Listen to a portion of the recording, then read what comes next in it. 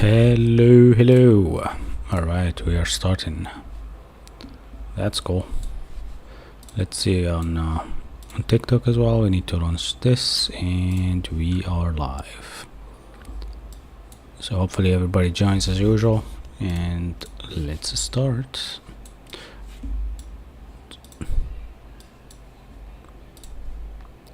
I'm actually doing your chat configuration, so you can actually right now write anything you want as usual. And let's wait for everybody to join. We have something to talk about today. We have kind of like this pull request that we had from one of our viewers. His name is, let me see, actually Jacob. Yeah. So, or Mr. Novsky. I suppose he's from the US. He's one of our listeners, I think, that comes up always late and actually checks the live stream, which is really epic. All right. Hey, Franco. Hey, everybody who joined. I see your names. Let me try one thing. There is something called a flare, which is that you can use on the TikTok live system that boosts your viewers when you do actually a milestone. So I'm right now trying it. And on the same time, let's talk about what are the things that we're going to actually change today. Today, yes, we will change some of the Tailwind stuff, basically looking at the headers, what we have and what not. But yeah, I found out that I kinda have things that I really don't need in here, like the current user, everything like that from the use auth. And I need actually to work on this one. You can look at actually at this one now. You can look at kind of like the auth context and how I do it. Maybe you have some ideas to change it while we wait for people to join, because usually, yeah, it takes a bit of time for everybody actually to join in.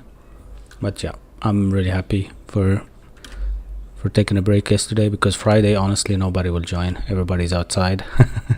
And now we are coming back again for another week, and where we stream 6 days a week, every day, 10 p.m. to, I don't know, after midnight, whatever it takes, right, for everybody to actually be happy with this, finally to make a commit.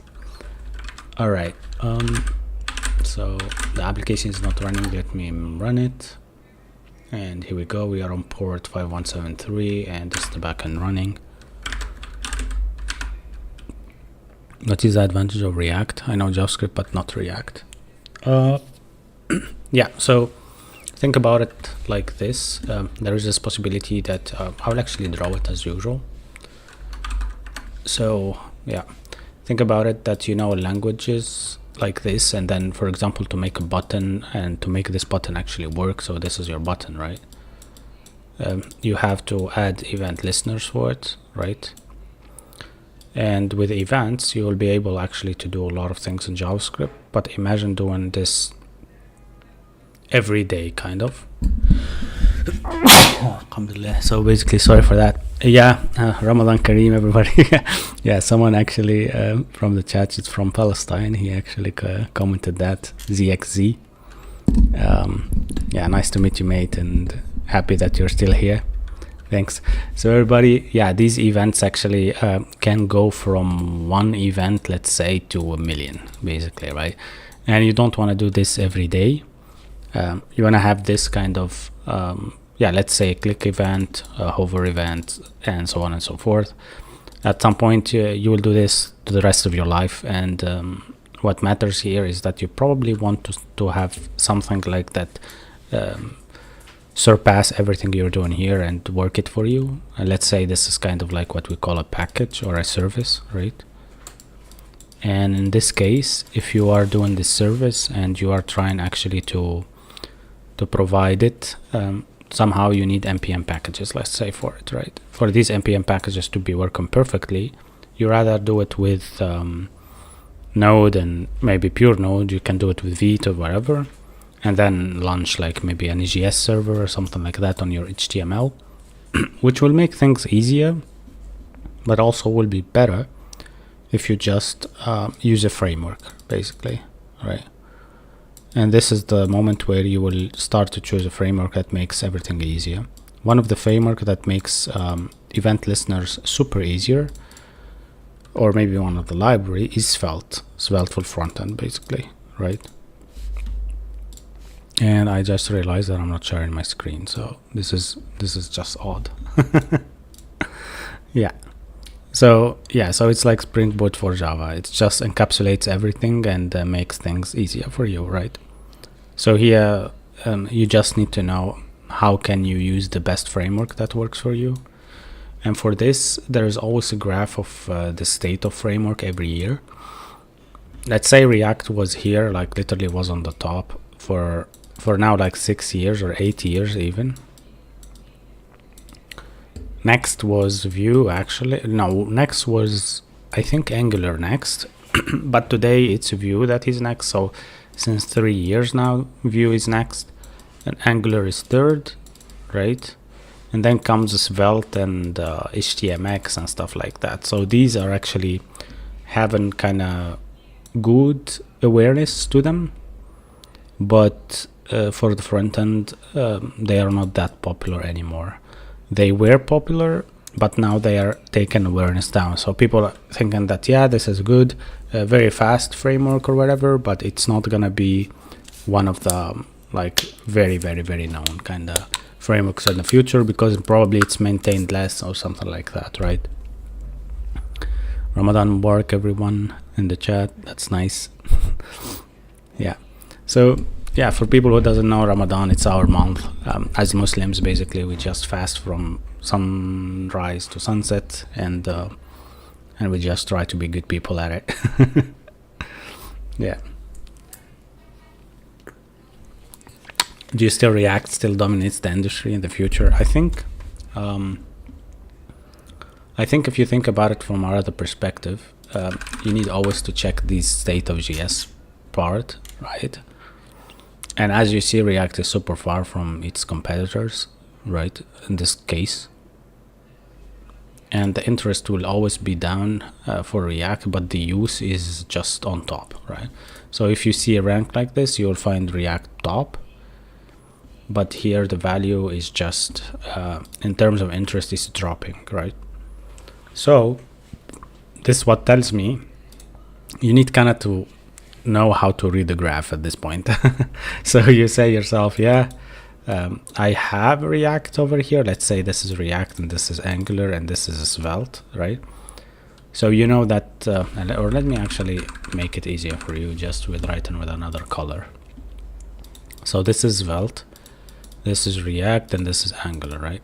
In terms of popularity now, we find React topping them all. But in terms of interest, we find React actually is going slowly like this, though Angular is going like more like exponential, like.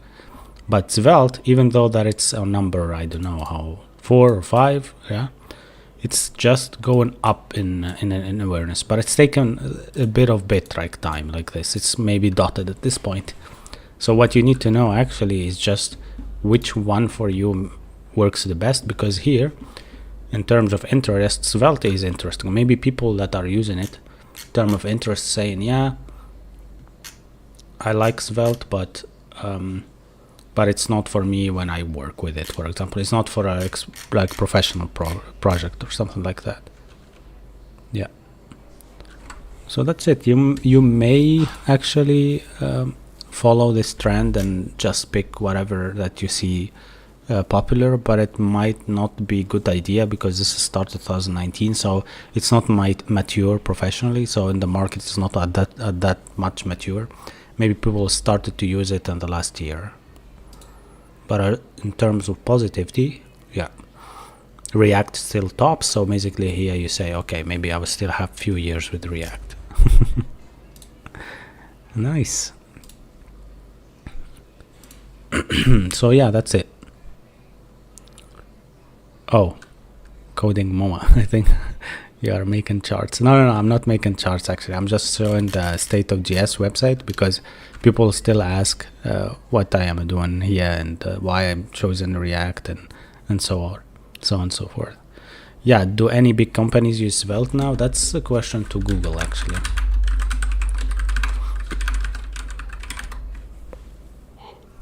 Yeah. Yeah, so the most companies using Svelte are in the US basically, and if you want me to zoom in, and Svelte is most often used by companies with 10 to 50 employees and not more basically. Yeah, companies using Svelte. Let's see here. Yeah, so the landing page, they use Svelte in Spotify, which is nice. Yeah, this is odd actually, kinda like that people are actually not tending into Svelte that fast, but yeah, maybe it's working anyhow. The website name is State of GS. Well, that I am actually checking right now. Yeah, I'm not mentioning Vue.js, but Vue.js is somehow second right now, before even Angular. So you see this drop and this comeback. That's like, I don't know, like God of War games when they came back in 2018. Everybody started to forget about it, and then boom, I'm back. Like they put themselves like in the map, or on the map, or whatever it's called. Yeah.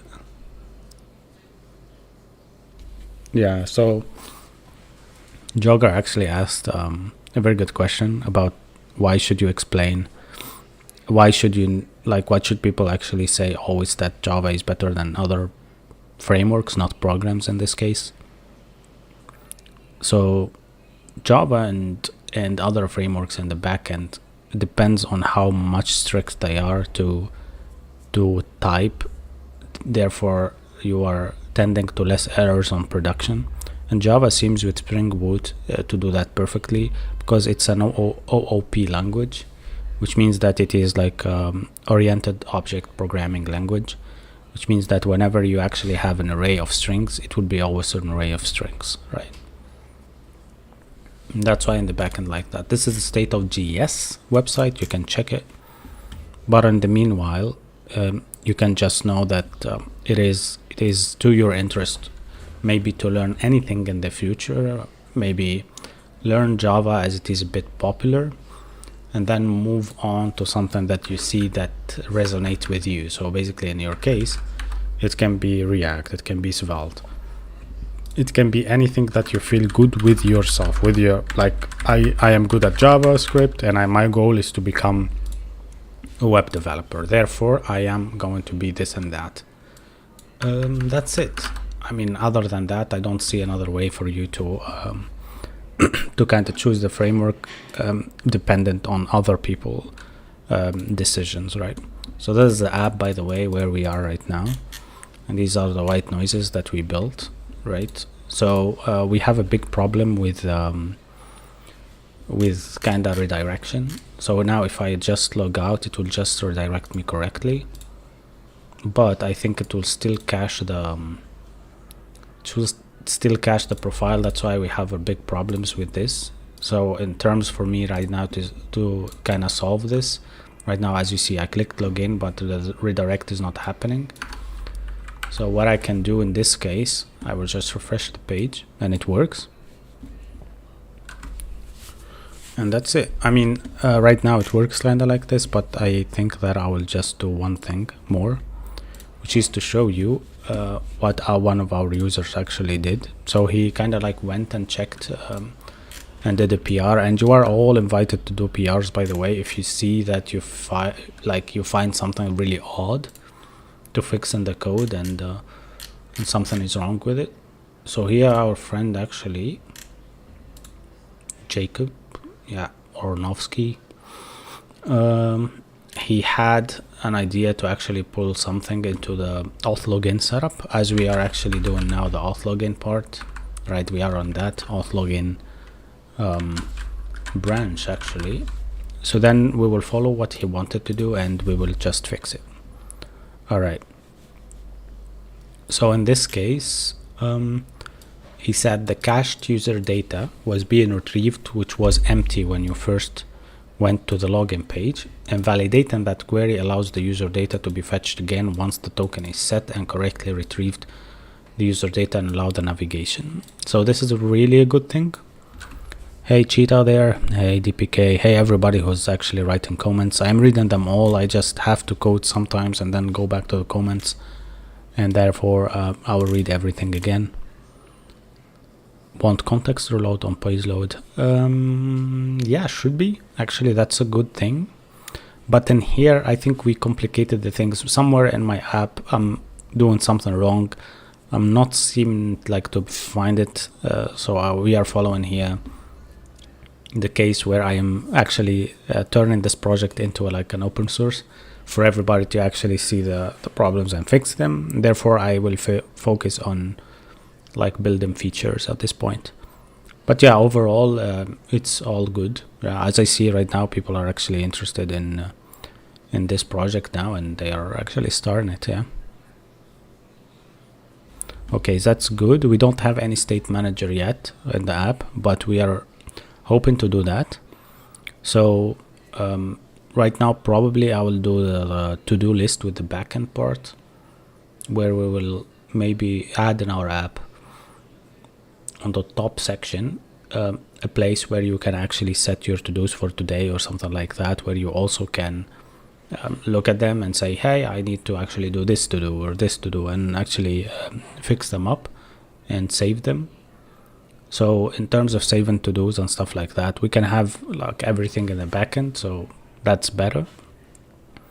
But for Zustand, I was thinking maybe like we do some stuff locally with the local cache, 10-stack query, like something like a Kanban board or something similar, and we will see how to fix it. So step by step, yeah, maybe there Zustand will help us a lot. All right, so the cache user data was being retrieved, which was empty, and then yeah, it fetched again. Once the token is set and correctly retrieve the user data and allow the navigation. This might not be correct place to invalidate the cache data, but I'm not sure. Yeah, he's not familiar with 10-stack, but this data correct the issue and allow the redirect after login. Okay, that's cool. Let's see what he did exactly here. Or maybe let's go back and not check commits, but check the file changed. So he went into one file change, which is the login form, which is also where I thought that the problem is. Let me just bring my tea. I have some tea in front of me right now. It's hot as hell. And let's discuss this while it's getting cold. So the thing is that the use query client here was being used for some reason. I actually deleted it. And he invalidated the query of the user before he navigated to there. And he said this actually worked perfect. Well, I'm skeptical at this point. I just need to review this. I think it's really correct thing to do, but let us accept this and see what will be the correct thing to do later on. Maybe we need to add something else, right? But from this approach, it seems like things are correct. So I will merge his pull requests. I have no problem with this. I will also thank him for this. So I will just say, yeah, here, and thanks. Can I actually? Yeah, I can. For your efforts, because this is honestly something that will be there forever once we actually maybe make this as a SaaS or something like that. Maybe we'll take it to a VPS soon. So this is enhancement, right? Just put it there. And by the way, he's not the only one that did this. So there is some issues that I set up for you guys. So if you want to actually go and fix them, please go and do them. I have no problem accepting your PR later on. And for the code part, I will actually share this in the chat. Maybe you can just look at the pin comment right now in TikTok, and yeah, and maybe I will actually do the same on Twitch as well. So on Twitch also you have this saved, every live stream saved over here, right? So if you want to go back and check these, please do, right? And then if you look at here, I will just paste this in the chat, so actually you guys can look at it later on. Nice. So this is the application again, and let's check if things are working perfect. What I'm gonna do right now, I'm just gonna pull the latest changes. So the application now is gone, so I will go here, I will go here, I will pull the latest changes. So this is Jacob invalidation query part, and this is the use mutation that I used actually for Okay, he deleted the importation of the use mutation at this point because we don't need it. All right. But that at this point means that he touched the login page. Let me just go there. So if I like do a fs for login form and go here, this is where he worked at actually. So the use mutation, use query client. No, I used the mutation here, but it's not actually visible for you. So on success, we invalidate the query of the user. Yeah, we need to invalidate the query for the user. And also on logout, right? Probably. On logout as well, we should do the same. Which is cool. Let's test it out. Alright, so here if I log out, I actually will test it alone and then I will share with you just for the sake of it. And then log in, and then log out, and then log in again. Perfect, perfect. Alright, so he's 100% correct, this guy. Like he did the correct thing for us. The thing was that our logout was not invalidating the user query because we have a profile in our application that needs to be invalidated, right? So each time that you have the token, so you see here, if you go to our application and go to to the application section in the console and then go to the correct port, and then you'll find token, right? This token is being generated each time you're logged in, and then if you log out, you see that it will just be like refreshes and there is no token at all. So in case for us now to see things happening correctly, we need to see if we can access the study with me page, right? We cannot do that, right? So it will always redirect me back, kind of. So now I will try actually to see if I can visit register. I can visit the register, which is perfect. Can I now actually visit about page, let's say, and the about page not is accessible when you do this. In this case, we are just going to just revalidate everything and try to log in again. Once you log in, the token is there and you are in. So now I feel like we did everything correctly, and we are happy with this stage. So I will read some of your comments, so I will make sure that they're actually following what you do, guys. So yeah, Hamid said hi there. Yes, King as well said hi. What's a pointer? Yeah, that's really a good question. We will take your question in a bit, right? Next.js is just React.js. This is React.js with Express in the backend. Next, actually, I will go 100% Next.js on projects like this, because honestly we are doing something wrong here, which is React only. The problem is that whenever we will have in the future something happening like this application going live or something like that, we will need the most reasonable thing to do is server-side events or server-side rendering. Then we are on a big trouble because SEO will be wrong, because our application actually is looking only at the div of root, right? It's not looking at any description. Maybe the description is there, but the page is not loading correctly, right? So at this point I will think about it to maybe make it Next.js next time, or maybe we migrate the whole thing, right? Oh, I spent all day figuring out course on GWT. Well, that's good for you. You're here because we are still figuring it out. I think now probably it's working, but we need to know why and how, and show it also to the chat and make a video maybe out of this so people actually can look at it in the future. Ramadan Mubarak for Yasser and for everybody here who are a Muslim. Thank you a lot for joining anyhow, and actually wishing everybody Ramadan Mubarak. Ramadan is our month of ibadah, what we say, of praying and actually thanking God for everything. And maybe it's famous for you with not eating anything or drinking anything from sunrise to sunset, which is really a cool thing that you can thank your liver later on for that, or your liver will thank you actually for that if you are a heavy drinker or whatever. But yeah, it's really one of the best months, and I think there is a lot of series or basically TV shows that launch up in this month, and everybody's happy and they are gathering and trying to kind of like have as much time together as possible, which is amazing. Yeah. Yeah, Torsten said, very good thing. Actually, this is my mindset for this project. He say, no, don't go GS or next. Sorry, GS. What the hell I'm saying? Don't go next. React with add-ons is more fun. 10 stack is the way to go. Yeah, this is what we did, and that's what exactly behind me right now. And right now I was showing you actually how the login logout works, right? So now let's go and do a walkthrough of this, right?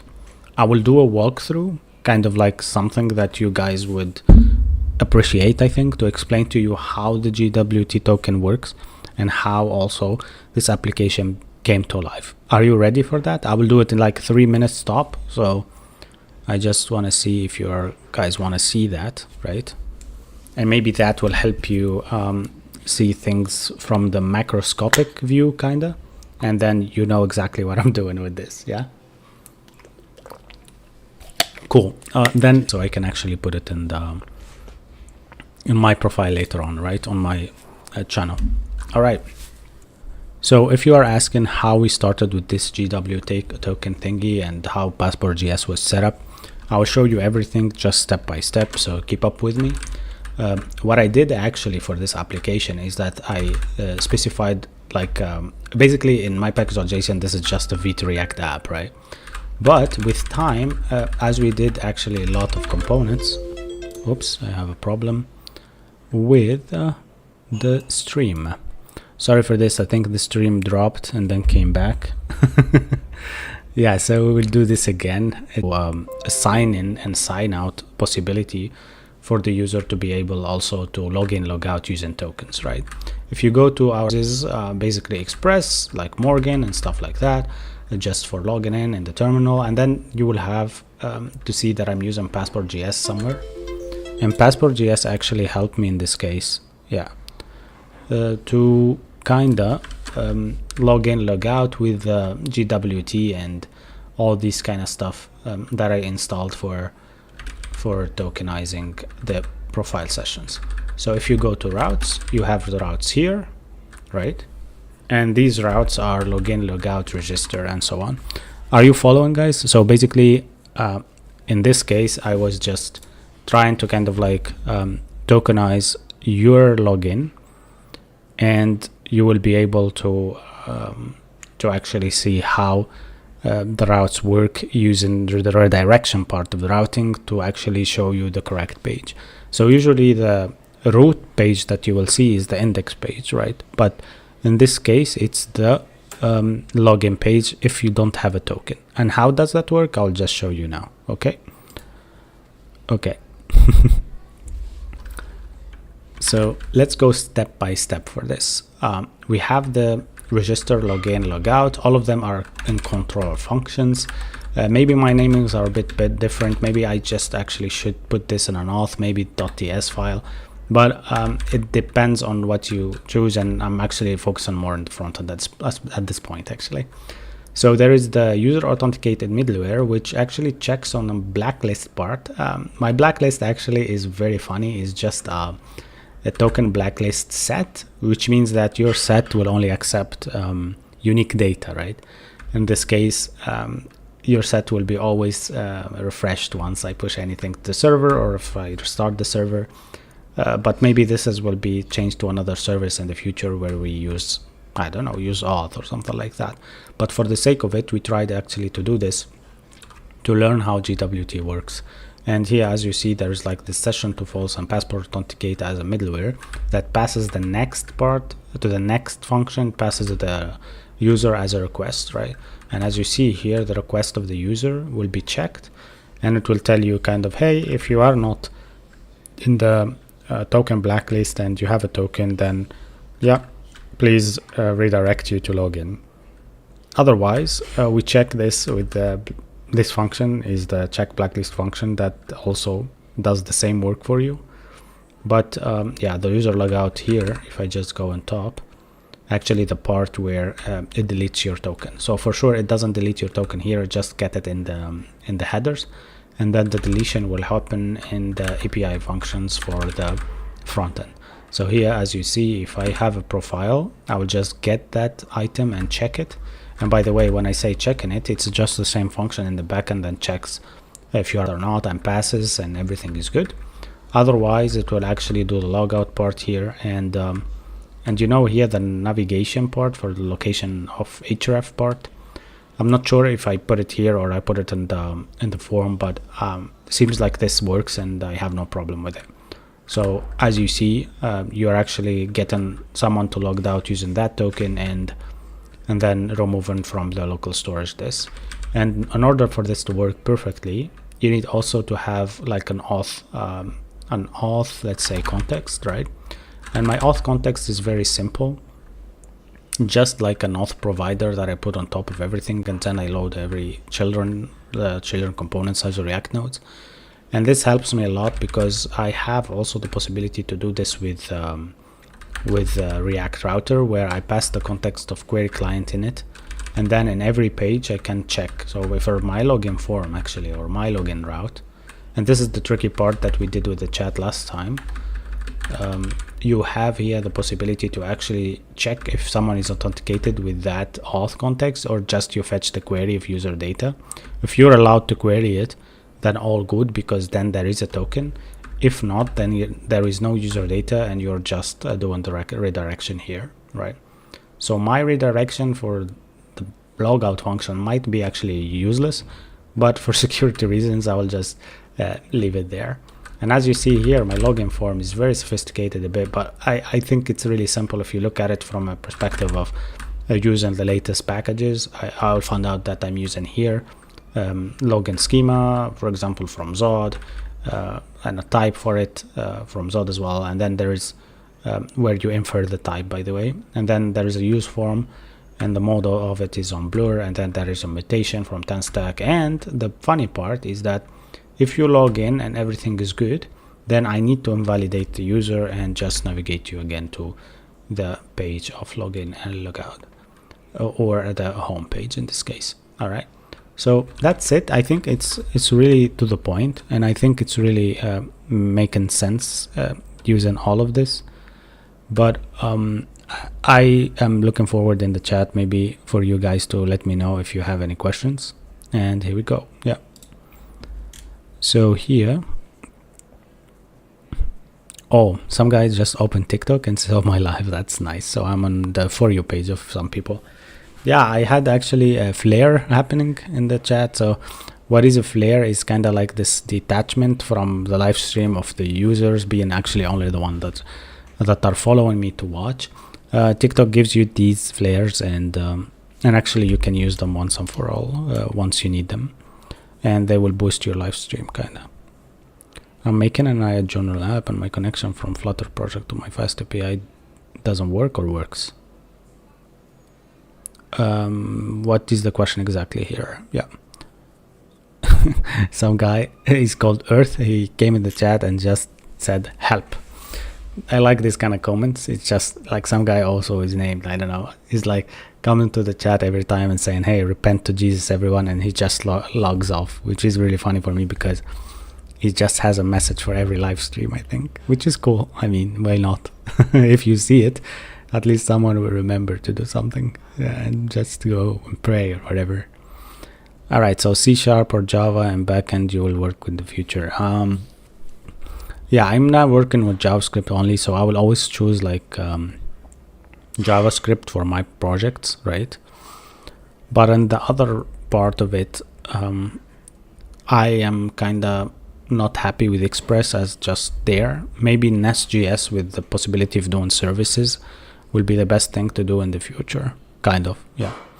And by the way, I'm really happy that we are at 10k followers right now on TikTok. I don't know how to check now because it doesn't show you the possibility to do that anymore.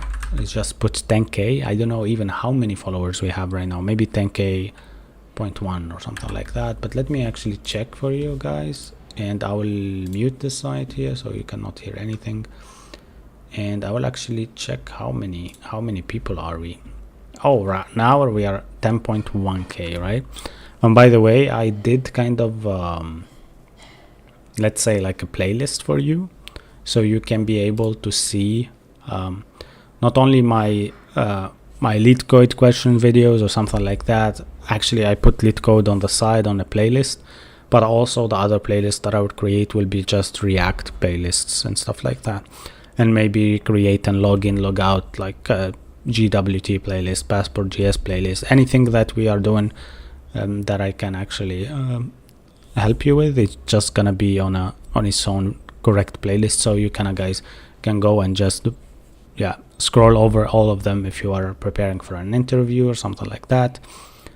And yeah, you will thank me about that at some point. Maybe we will have something called interviews playlist or something like that, where we talk about GS and we make it actually correct, better like than now. Okay, a lot of comments, let me read them. So, what's the best way to set up auth Next.js or TS with Spring Boot backend? Well, make sure that in your backend, wherever you are using, if you are using the same way as me with GWT and stuff, that you have the correct check for your blacklisted token, right? Because if you do it like that, doesn't matter in the front what you do. If you are actually using local storage for your tokens or using cookies, it will be easier for you to actually call these routes or call these API calls from the backend and invalidate some tokens and not. That's it. That's the only part that you need to focus on. Otherwise, it's not really hard, right?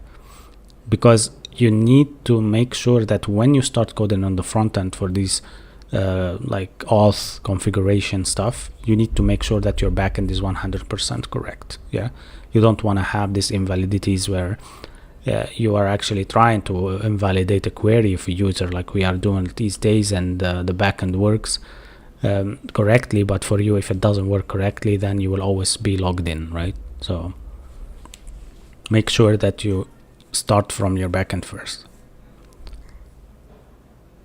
Yeah, JSX is difficult to learn. I don't think so. It's just close to HTML itself, but the nesting of JavaScript in JSX is a bit odd. Yeah, I know. You can use services within Express. You have to do it by yourself. Okay, Moni, how can you say that? Okay, that's a good idea. You can use services within Express, all right. But how? Which package can you think that we can use for this? Maybe workers, maybe specify certain workers for Node.js or something like that. Please, what's the best way to set up auth? That's what I was talking about right now. Use the third-party auth service. Yes, but we are also trying to learn, by the way. So why not just learn, right?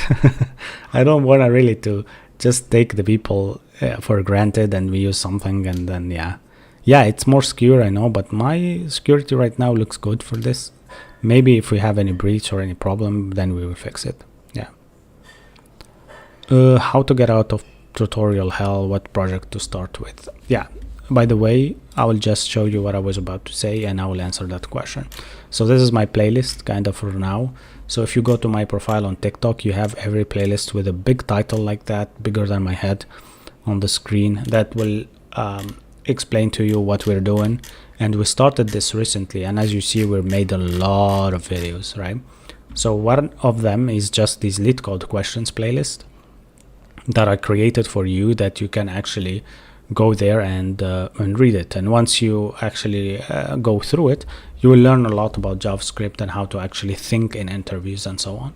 And by the way, thanks for the 10K followers. That's amazing. I really appreciate it. All right, now we talk about we were talking actually about why you need to choose a framework and so on and so forth. Now we will go on top to talk about the question from our friend regarding how to get out of tutorial hell. All right, so if you are actually a developer and you consider yourself a developer, at some point you will have a backpack of knowledge, right? And let me just create like a normal how can I actually not fill my background? Yeah, like this. Now it's not filled. Nice. So you will have a backpack of learnings, right? And let me just write that correctly. L-E-A-R learnings. All right. This backpack of learnings will come with whatever you know, right? So let's say you know JavaScript. Nice. You know HTML. Nice, right? You know CSS. Very nice.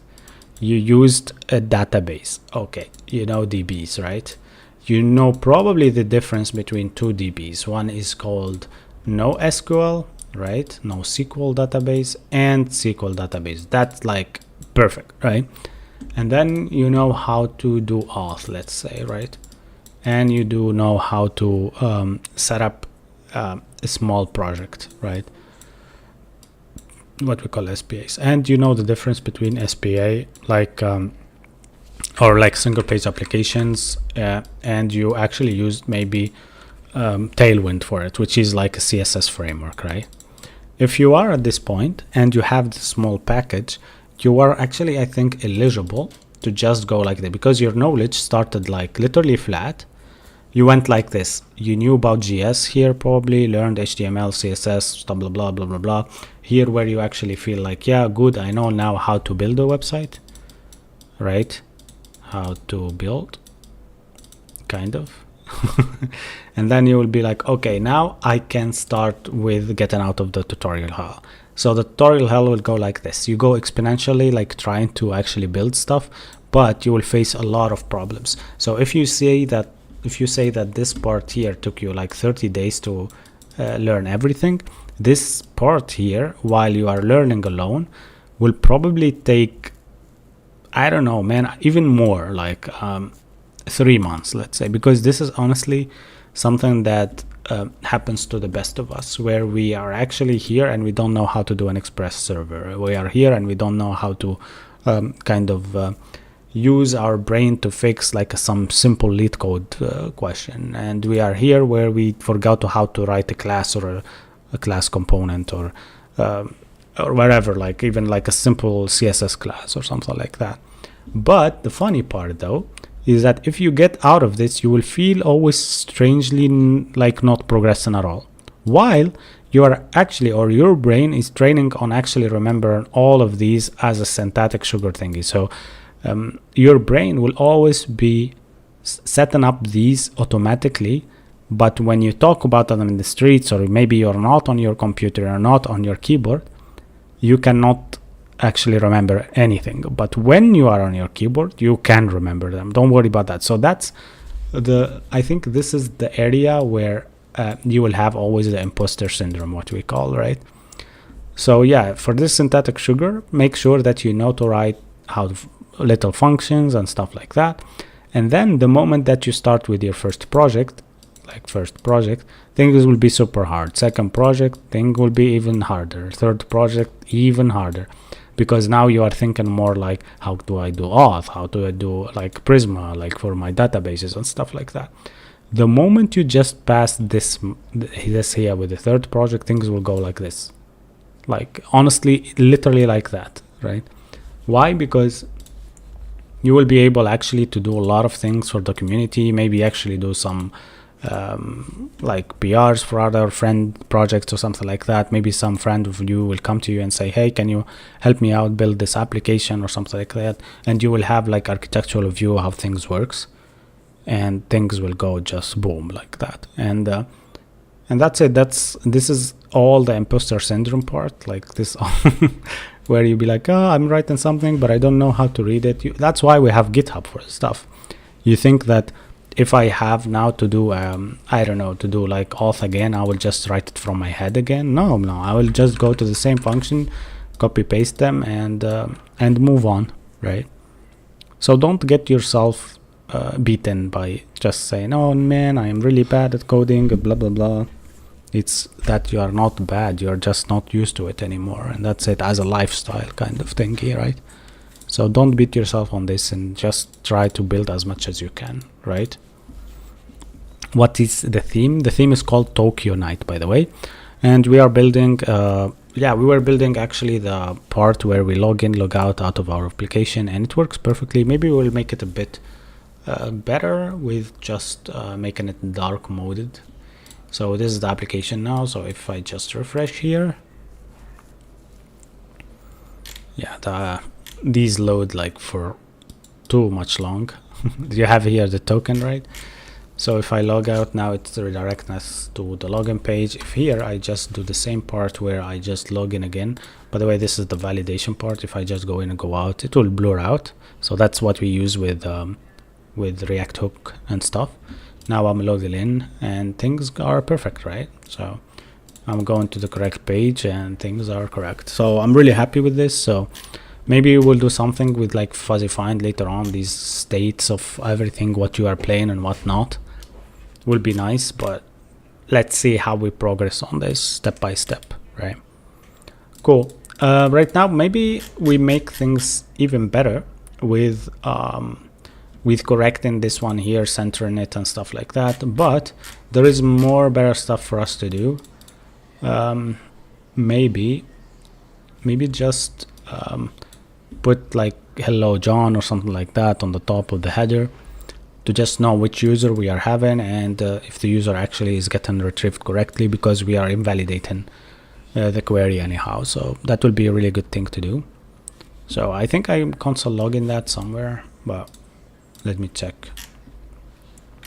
Yeah, a lot of invalidations and stuff, but yeah, this is where we are querying and there's something happens. But after we logged in, let me check the network tab. So that's the performance, which is a bit critical, but nevertheless we are here on fetch XHR and our. So if we just refresh again and refresh again,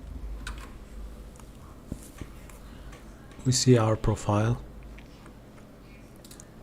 in here, which comes with the hashed password, by the way, which is really odd.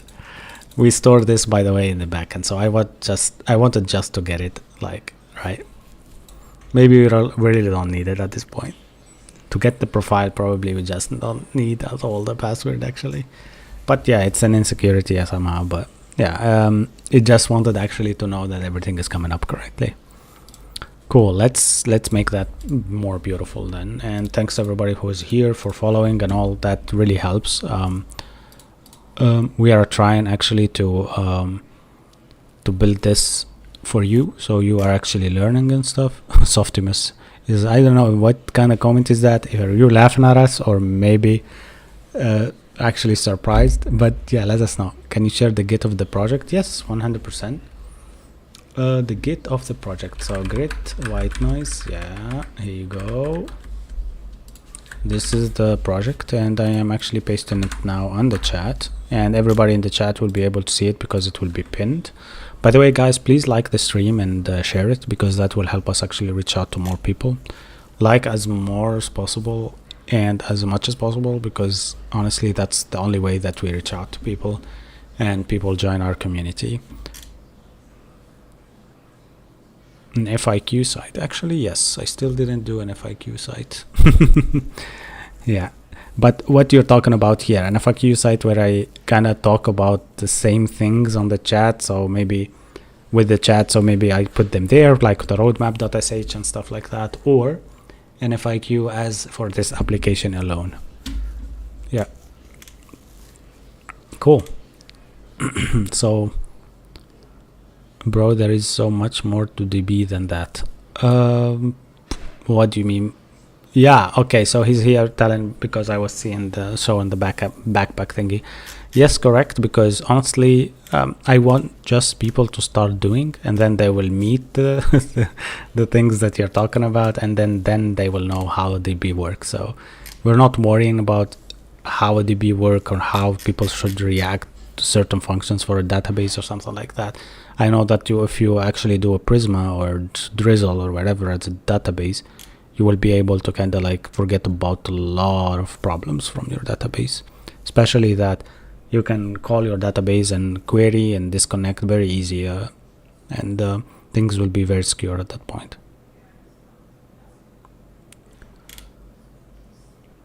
Hosimo asked, is it true that AI will take the programmer place? Not really, and not at all, let's say, because in this case you are just understanding AI wrongly. AI is really amazing. Yes, it helps the programmers actually proceed and do a lot in terms of like how they do their job and so on and so forth.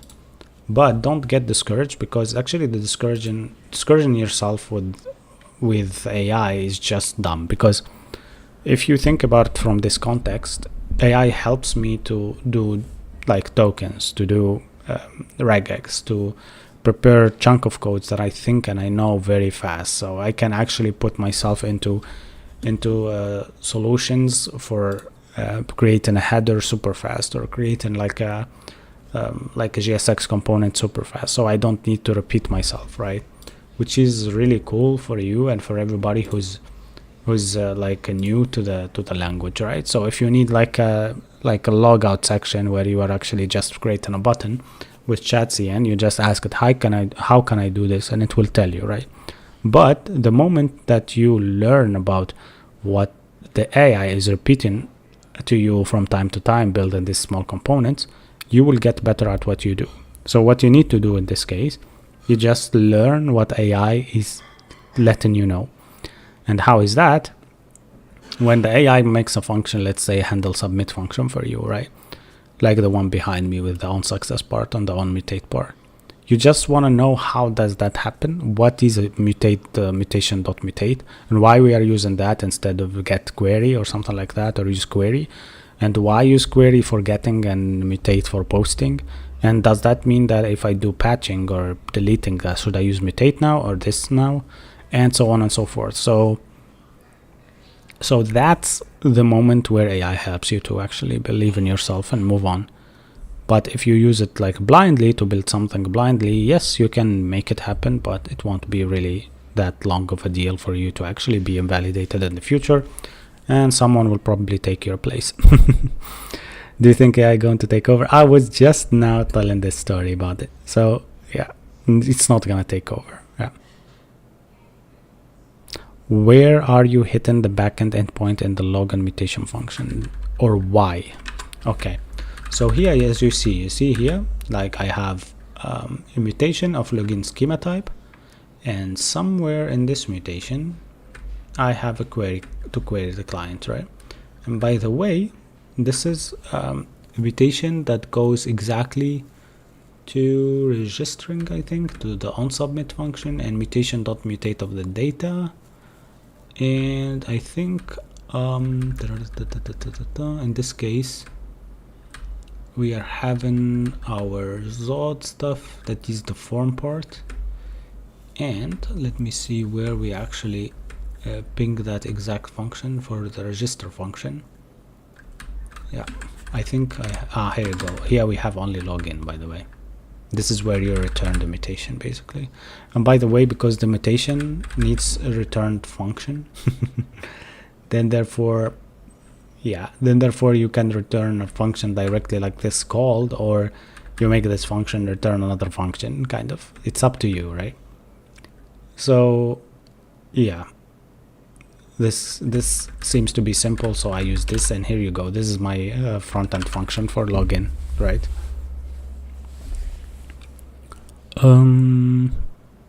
Keep shining, dude. Thanks, man. Thanks a lot. All right. I got accepted to software engineering, but I have no experience of coding. Will I be right? You will be super right. You have 4 years to be. Are you on a bachelor? 4 years is enough to build a rocket, to join NASA, to maybe create the next Tesla. So the thing is that it's up to you now to just go with the roadmap, right? And by the way, I say this every time. I say this every day, but I will still do it again. Let me show you. Roadmap.sh, please go here, front end, and I will do it every day. I have no problem for you guys, but I know that a lot of new people come here and they want to ask the same question: how can I do this from beginning? How can I do this and still be able to shine and stuff like that? So here you go. This is your front end roadmap, and as you see, it's really sophisticated and very long. So what I'm gonna do right now is just gonna share it in the chat. Follow that. Follow it 100%, you will be good. And there is not only front end, there's back end, there's everything, right? One question from Angel, he said, why use React Query over every other tool? So in this case, I want to actually explain to you why, and it's actually a preference. It's not a very big thing. You can do it your own way, but for us, in this case, for example, for forms, right? Just giving you an example, all right? So for forms, we used to have use or Formic. You used to have Formic, right? With with formic adapters for Zod, right? Formic adapter Zod. The thing is that this with this will work perfectly, everything is fine. But what is tending to happen right now in the market is people are actually using 10-stack for certain validation or calling the functions and stuff like that. And they want also to use React hook forms with this, hook forms. And this makes you delete this part here and delete this part here and use also with them Zod. So here they say that 10-stack, React hook forms and Zod, maybe they will work in tandem and you will have the on success on submit function from this one. If you have like to invalidate query, it will be easier for you. The React hook forms will do the same, and Zod will infer your types, whatever comes from the backend. Maybe if you add open types or something like that, will even become easier for you to know what is coming from the backend, and things will become really nice. But for you to be able to know which one to use, this is good, but this seems to be more a choice, and you need to follow your guts here and say, yeah, what I want to be and what I want to use, and that's it. I mean, I don't have really like a very good reason to why I did that, but I follow just what is trending right now. So if there is something that is really appreciated by the community, like 10-stack query, I should use it and I should check it, right? That's it. So if I have something else in my mind, I will literally tell you, but that seems it. Yeah. How could we manage client-side states when React query? When React query is happening, the states is not a big problem at this point. You need to invalidate some states or invalidate some queries to be able to actually show new data for you. But very funny enough here, we are not using use state in the login form because we are using React hook forms, which means that with React hook forms, we are actually having states under the hood that are handled correctly. And that's what I was talking about right now. You literally don't need to, right? How could you manage client-side state when React using query? That's what I answered now. Is that the best practice in using 10-stack? Why not separate an automation from logging comp? Well, you can separate that. I mean, there was a moment where our friend here actually did that exactly for us. So there was a lib function here that added by one of our friends who looked into this. So in the lib, there's React query options, right? And we have 100% some query options for the login, right? In this case, we can separate it here, right? And we can say, hey, query options, we have get profile as an option, right? But then, yes, it's called user data, right? We can add another one, we call it login, and see if this will work, right? But this will kind of like take data, and this will be also a query option part where we just pass this, right? And we will do the same for the logout. So what we have to do here is just I will go to that login schema part or login form. This is the login form, right? So I need to change between two right now, and I will try to do the same. So this mutation function, actually, because this is a use mutation, and that's so the query options here for the use mutation can be gone, and even on the success part of it can be gone, right? So all of this can be deleted, which I'm really skeptical about right now, but let's try it, right? All right, so instead of deleting it, I'm copying it, and as you see right here, I have it inside of this, but let me just undo and see what is my problem. Actually, this should be returning that. Actually, this should return in query options, and inside the query options I can just copy this.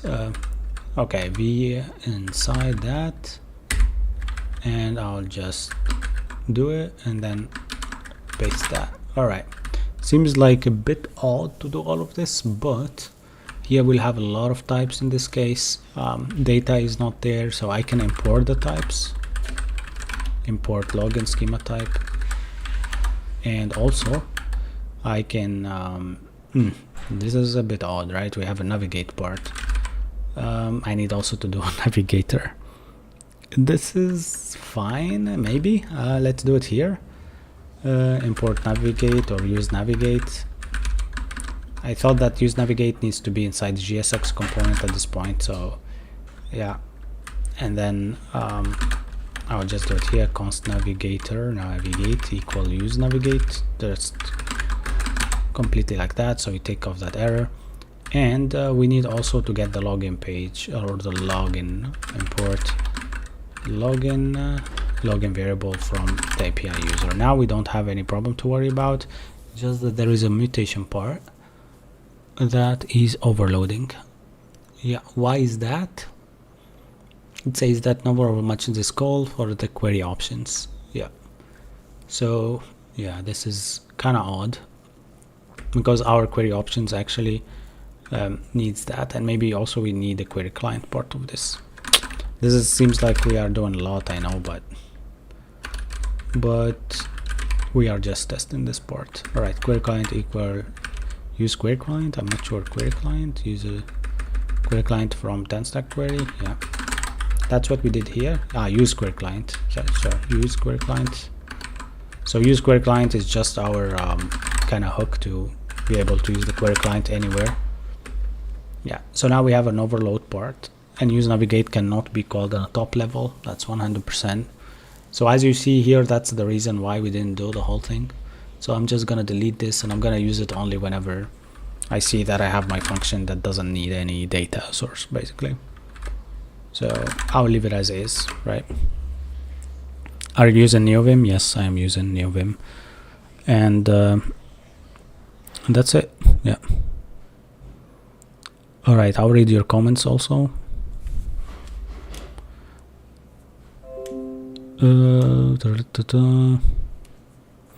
So Angel is currently using 10 stack store with Formic. There is a big rebuild change Formic to React Query. Not really. React Query, it's very easy. You will do it very simple. Just go to this white noise project, you will find it. Okay, DM me, I will send you my GitHub with exactly the correct change from Formic to React Hook Form, and you will see exactly what I deleted. I'm waiting for streams with explanation on backend. We did that, but yeah. Are you new, Eugene? I think I saw you before here. Okay, this is good. Can we use Redux Store with React Query to manage client-side states? Maybe, maybe not also. That depends on what you are caching, right? Can I ask how much is normal salary for UX design in Europe? Yeah, as Eugene said, 2,000 to 3,000 is easy. You can do it 100%, and even more, I think. Are you using NeoVim? Yes, I am. Yeah, NeoVim with Tokenite theme, right? Most hour a job. I don't know what that even mean. In Europe, yes, Hassan. Yeah, you can check Glassdoor to see how much to earn in different companies. That's correct. Arena here has a point.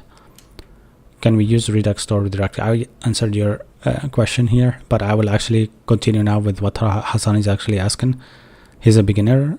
Can he find a job? You can find a job. Just make sure to have a portfolio. So the next step for you is just to make a portfolio happen, right? And that will save you a lot of problems. By the way, I went to Starbucks, and this is a Munich cup, and I have only tea in it, right? So yeah, you see like some stuff from Munich, like some pretzel and this kind of thingy. And how it happened is that I went into there to buy a coffee for my wife, basically, and I was checking the cup, and I break it. I just break it. It just fell out of my hand. I looked at everyone. Everybody looked at me, and I was like, "Oh, you're in a big trouble." A guy came in and said to me, "You don't have to worry about it. Take another cup." And I took the other cup. He just like swept the whole thing, that broken thing, and told me, now you can pay for one cup and still get it. And I was like, no, I'm fine. I can pay for another cup. It's fine, totally fine. He was like, no, all good. Don't have to worry about it. At that moment, I realized that maybe Starbucks is not that bad. Maybe the people that work there are not that bad, but the company, yes, they are bad. Yeah. All right. Oh, Hassan is from Italy. Okay, cool. I mean, Italy is also having like really competitive jobs lately, so you can find a good, really high salary part of this, of what you're doing. Yeah. Eugene is new. Okay. He's not new yet. I wouldn't ask where are you from. That's nice. Yeah. Yeah, I saw you before. Maybe the surname is just what I didn't focus with, but that's why I needed to ask. Yeah. I don't work onto blogs or reading them much, but you know what? Maybe we need to actually look into a blog today. Do you have any new articles that maybe we can follow to use like something? Maybe I can find something like best practice, maybe best practice to use TanStack with Redux or with State Manager or something like that. Yeah. Best practice for derived local state. Okay, that's not TanStack query as a synchronous state manager. Okay, this seems like something we can read. Very small. And it doesn't have a lot of people that shouted in, but this guy seems like a very small teenager who did this. So let's read this together, alright? Let's read it. I hope that it's not too bright. How can I actually switch to the dark mode for this? There is a trick for this, by the way. You can just go here and go into your palette and change it to dark mode, right? And then therefore, oops, it needs that the inspection will be always ready. Okay, dark, and that's dark mode. Yeah. All right, cool. This is also nice, right? So we switch to dark mode using CSS and not like options. Cool. This guy said that he used TanStack query as a synchronous state manager. And this is a good read, I think, that we can read about. Yeah.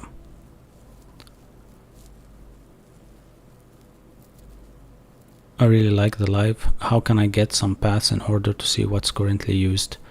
Angel, I think that's with just discussing with other developers. It's not like there is like a certain path for you to know exactly where to look into this stuff, but just try to discuss it with other people and you will be fine to go, actually. So try to have like a community where you actually can discuss this stuff with. That's it. That's all I can tell you. Yeah.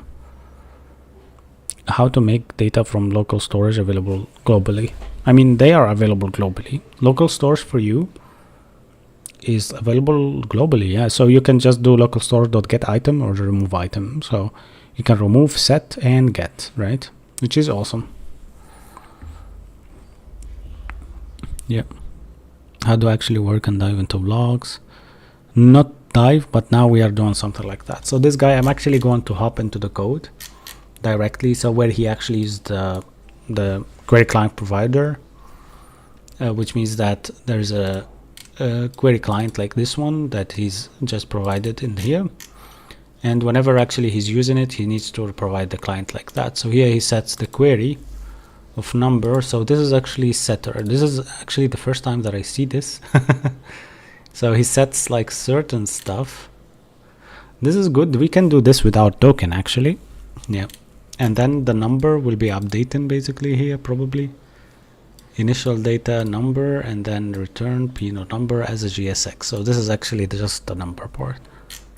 And then he synchronous stage with the reducer. Oh wow, okay. So query and use query, there's an interface for a number. He has actions for type of incrementing and decrementing. And there is like a state of number data and actions. That's totally understandable. So if the action is increment or decrement, he just goes with it. Otherwise he defaults through an error. And here he did a query function or query key for invalidating that. And whenever use number dispatch. So this is the part where it gets a bit complicated. So this is a dispatcher for his action. You probably need the action for that, true, which will be a string, right? Yeah. Actually, it should be string of type increment, so equal to increment or decrement, right? And then the client, so dispatch this action. dispatch use action and just client set that query of number to alt state number and then return reduced alt state and action. Use dispatch. Okay, then where does he use that dispatch? Okay, so use number dispatch and use number. That's a bit tricky. Yeah, and then here number dispatch is called use number dispatch. And but where is the old state and the new state? Does Stack does it automatically?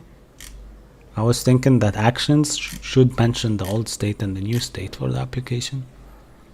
If he uses this, it will increment. That's nice. That's totally nice. Now we know how to do this. There's a function called set query data that takes the old state and takes the action, and that's it. It doesn't even return the new state. You just need to use this number dispatch, which is use number dispatch that you prepared here and that you even created the dispatcher for. So this function is useless. You can use it directly in here, but it seems a bit complicated if you use it directly. And okay, that's epic. Actually, that's super epic. So now we know how to do this. Looks like in Redux. Yeah, it looks the same. Some guy asked, you're using Arc Linux? No, I would never do that to myself, honestly. I'm using just WSL with Ubuntu. Yeah. Do you recommend using Android or Apple devices for maximum privacy and security? But why Android? And okay, you're talking about mobiles here, right? Not coding or something like. Okay. I mean, it depends also on the application that you use. So if you are in data breach somewhere, so for sure you won't be safe anywhere. But seems like Apple has more security because they don't share their protocol with everybody, and they just use their protocol for themselves, saying that maybe it's secure for them only to use it for certain things like headphones and stuff like that.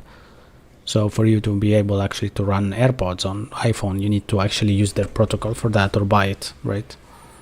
Which makes it less problematic when it comes to them not selling that. But in this case, it depends on also what you are using as apps, right? If you are on Android and using Snapchat, Facebook, blah blah blah blah blah, and then you have the same password for everything, and then you're on a data breach because you used, I don't know, an application that nobody uses with the same password, then you're already done, right? So you don't have to worry that much. Just choose your application better than choosing your device. Cool. Oh, Crutchcorn. Some guy, his name is Crutchcorn. Yeah, by the way, there is another chat on TikTok. That's why you are not seeing. Sorry for that. Anybody watching else on Twitch, you can follow us on Twitch as well. I will actually share the Twitch link with some of the other viewers. Maybe they can join you. So if you are on PC, make sure actually to check the chat on Twitch as well, right? So you will be able to see also what we are doing in the full screen part of this, right? And yeah, on TikTok we are on 10,000 followers, so this is nice, and people actually joined, and now they are on Twitch. Yeah. That's nice. So I would like for Twitch to become like my main. Honestly, I don't think that I should forget about Twitch, because Twitch really is an amazing platform, and people actually can check it and make sure that they follow me as well there. But it depends on you as well. Yeah. So make sure to follow there as well, and let's see if we are eligible to do anything on Twitch some point. Yeah, because Twitch provides maybe better subscriptions and stuff like that, but at the same time, I don't mind being everywhere, honestly. Yeah. About school management system for our capstone project, could we do it in 5 months using MERNstack? You can do it even in 1 month using 10stack, or yeah, using MERNstack. The thing is that when you create something, or whether you use Dashstand or use whatever, make sure to understand how to call the global store and these kind of functions, because that's the only difference here, right? And that's it. You need just to get used to this kind of stuff.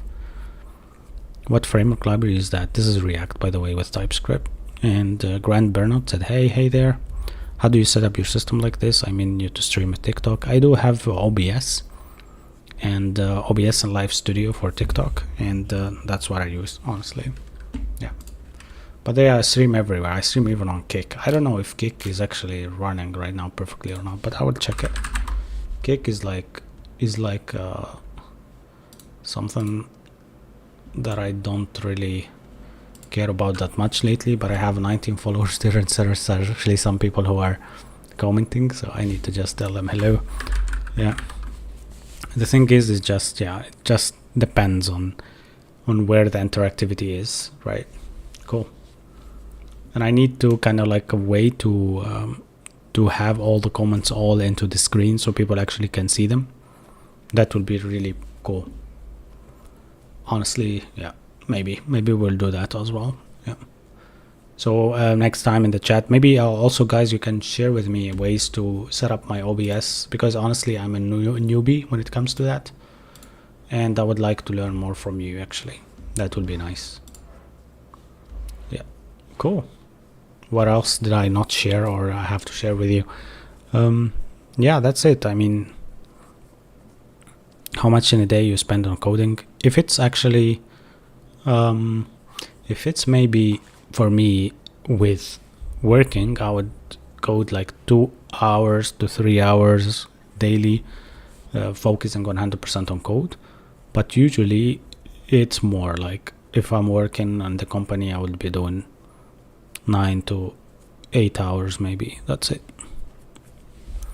Does OBS allow streaming on multiple platforms at once? No, but you have something called Atom multi-stream query or something like that. It's just a multi-stream application that lets you do this. So it's up to you also to choose what you want to do. Yeah. Cool. What else? I mean, yeah, we are on the right path when it comes to TikTok and actually streaming on TikTok, but seems like on other platforms we are performing so much better. So right now I'm not focusing a lot with how many followers do I have, because we reach out our goal, which is 10,000 streams, 10,000 followers. But yeah, if you are here new, please make sure to follow, because that helps a lot. And I see already a lot of people that followed, and constantly there is people joining and following, which is amazing. And if we have 100 followers like today, every day, that will be epic. I mean, we will reach a really good kind of yeah, audience. Yeah, especially that our audience is really niche. Like, it's people who like to program, which is really niche. Like, if you think about it, super niche actually. Yeah, cool. There is someone asked me actually about my GitHub, so I'm gonna share it with him, and I'm gonna also share it with the chat. Yeah, that's it. I mean, you can check my GitHub. I'm not really that much of GitHub user. Like, I don't push code every day and do stuff every day. Did you ever code for 12 hours? Yes, I did, even more than 12 hours. Sometimes I even go like berserk, like, which is crazy. Yeah. Yeah, we are 10.2 followers right now, 10.2k followers, which means that we gained around 100 followers in this just live stream alone, which is epic. There is, by the way, like some certain milestones that we can reach in certain live streams. If I check here, I don't know where I find it actually. There is this thing called activity or system activities in milestones that I can reach out and find out about, right?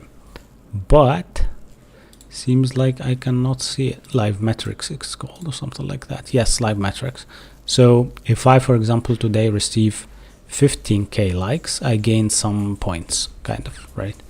Which collects your diamonds, which these diamonds you can use for certain stuff.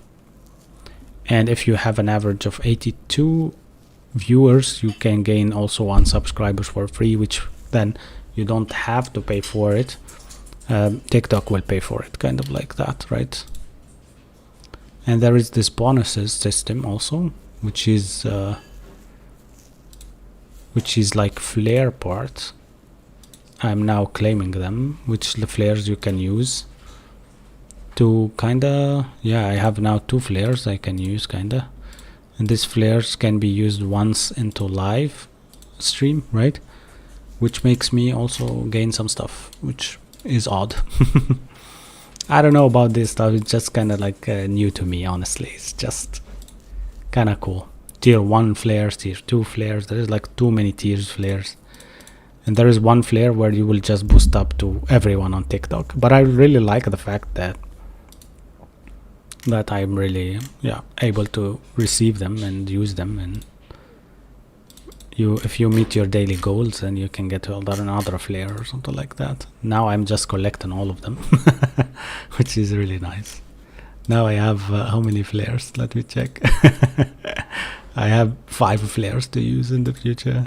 Oh my gosh, this is very nice. I need to use 1 flare per 1 live stream, but the issue is that I don't know how to use all of this. Like, I need to kind of learn about it. Yeah, there is this system of the whole thing, and someone needs to follow. I even don't know how I opened it right now. Right now I'm just lost again, right? This is really epic. All right, so I can actually tell you about my my kind of like views for the last month. So views is different. So this is not Java, by the way, this is JavaScript. W came here and said, no, I hope that this is not Java, it's a JavaScript, and I'm using React with Express. Omar asked, what are you building? I'm doing a white noise app, by the way. And thanks everybody who's trying to support. That's amazing. Yeah. Yeah, by the way, we have the subscription on top, and also if you like the stream, that will be amazing. So everybody who is watching right now, please like the stream and try to share it. That will be amazing for me to reach out to more people. And we have people from Indonesia. We have people from so some guy asked about the code. Why the structured data from them pass the values to login directly, you mean? Because my backend accepts them as login and password. My backend accepts them literally as login dot string and password dot string. That's why I did it like that. How did it take you to learn this? It took me like not so much, but around 3 years of of consistency and a job, basically. Prisma is good for database. Yes, it is. Hello there. Some guy joined. His name is Sadie, I think, or something like that. Yeah. Does front-end devs work with any clouds? If yes, then what is it exactly? I work with Azure DevOps sometimes with some clouds there, but honestly, it's not really a big of a deal. You can just get used to it. With not using clouds at all, like AWS or whatever. Once you are really happy with your progress, please introduce yourself to AWS or something like that and start using DBs in the cloud. Yeah, this is actually a very good question. Like, what is the cloud and how to use it with React and stuff like that. That's amazing. I mean, I can for sure explain you that. But what you need exactly to know, maybe you can explain to me and I will let you know. What do you need actually to know? Is it like general knowledge about how the cloud works with React or something like that? Maybe then I can explain it better language. We have David in the chat. Hello, David. How are you, mate?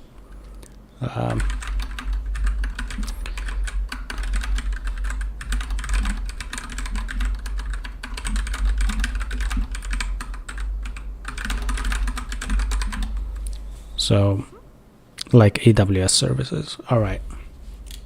So, this is correct. You can do Firebase. We actually had Firebase in here. Okay, let me explain it to you like this. All right. And I will try just to talk about it. And if you don't have an idea, we will try also to make like a chart for it, right? And let me actually record this as a video so people actually be able to see it later. So when to use AWS or when to use the cloud in general with React, right? So to be able to understand this point, you need to understand what is the cloud, right? So the cloud can be a service in the cloud that you can use. You know, login right now that we used to have with Firebase. Firebase actually is a Google Cloud service, which means that you are connecting to another server somewhere, and this service actually lets you authenticate or actually have a NoSQL database, or maybe have hosting somewhere for certain aspect of your app. Let's say servers for like handling GWT or whatever. Anything can be serverless, let's say like a cloud function serverless that you can use in your app to not have a server. Think about it like that, right? So AWS have this amplify option, which is actually helps you, for example, with authentication, with API gateways, let's say REST APIs, GraphQLs and stuff like that. And also it is dependent on what you want to use. So for example, if I have here with my application, I actually probably will need to use S3 buckets for storing like some of the white noises that I have, right? So right now in my application, if I show you, I have like certain like here I have like my index file, even like what is it, I think routes or roots. What is it? Let me just close this so I can see better. So hooks, yeah, here you go, routes, and then you should have the authenticated one index, right? So here you see I'm having like this blobs loaded. This blobs made my application 300 megabytes. Why? Because I have some components that are loaded in the public. So these are tracks that I loaded, and I loaded them into assets, right? So these tracks I really don't need here, right? I really don't need it to be in my application. I probably need to get them whenever the user wants to load them, right? So this is an enhancement where we will use AWS for this. So for us, we need S3 as a possibility for us to actually build our application with the possibility to connect to a cloud service, right? We have also Lambda for serverless functions. Maybe we need to also store some functions as well there. And there is Azure what I use, Azure Functions and Azure Blob Storage. That's just exactly equal to the S3 stuff. And you can use it with just npm install, like for example Firebase and stuff, and you collect some DB functions. I think it's called DB equal like get firestore or something like that, which helps you to do this. But overall, it's not that hard to actually know what the cloud is. It's just that anything that you do manually can be set up on the cloud as serverless, so you don't need a server, or you basically want just to use their service as for auth or for certain like solving certain stuff. For example, auth.sign up for AWS Amplify, and you put like the username and the password and the attribute. Maybe you just want to get back the email or something like that, and it will give you back an error, and you catch it and you throw it into your application, right? So yeah, that's it. I mean, I don't have really a big kind of use of the cloud in my applications, but what I told you right now are like the neat peak stuff that you need to know. Like, that's it. Yeah, and if you help me with liking the stream, that would be good. We have someone from Ukraine. That's nice. Welcome everybody. Bro, you don't have to mention Indonesia. What do you mean by that? Oh, some guy mentioned that. Bro, I'm from Indonesia. Are you front-end developer? Yeah. That's nice to know that everybody is from everywhere. And welcome. Rather, if you are from Indonesia, from I don't know where you are welcome to join us in the stream. And by the way, we have 72 viewers, which is epic. And by the way, I also shared with you guys like my Twitch profile. So I see that there are some guys actually on Twitch right now liking this and following, which is amazing. Thanks everybody for being there. And it will help me a lot also to get some followers there so they can watch me whenever I stream. But yeah, our base is on TikTok, and I honestly don't hate it. David, do you have like any idea about how the cloud works with React? Maybe you had like something that you might share with us with React. Is sanity better than upright? Are you asking me about my sanity check function or or something else? I'm not sure what is called sanity right now. Let me start. Sanity versus upright. Is this like two services that I don't know of? Okay, yeah. Upright versus sanity. It's an Next.js thingy, right?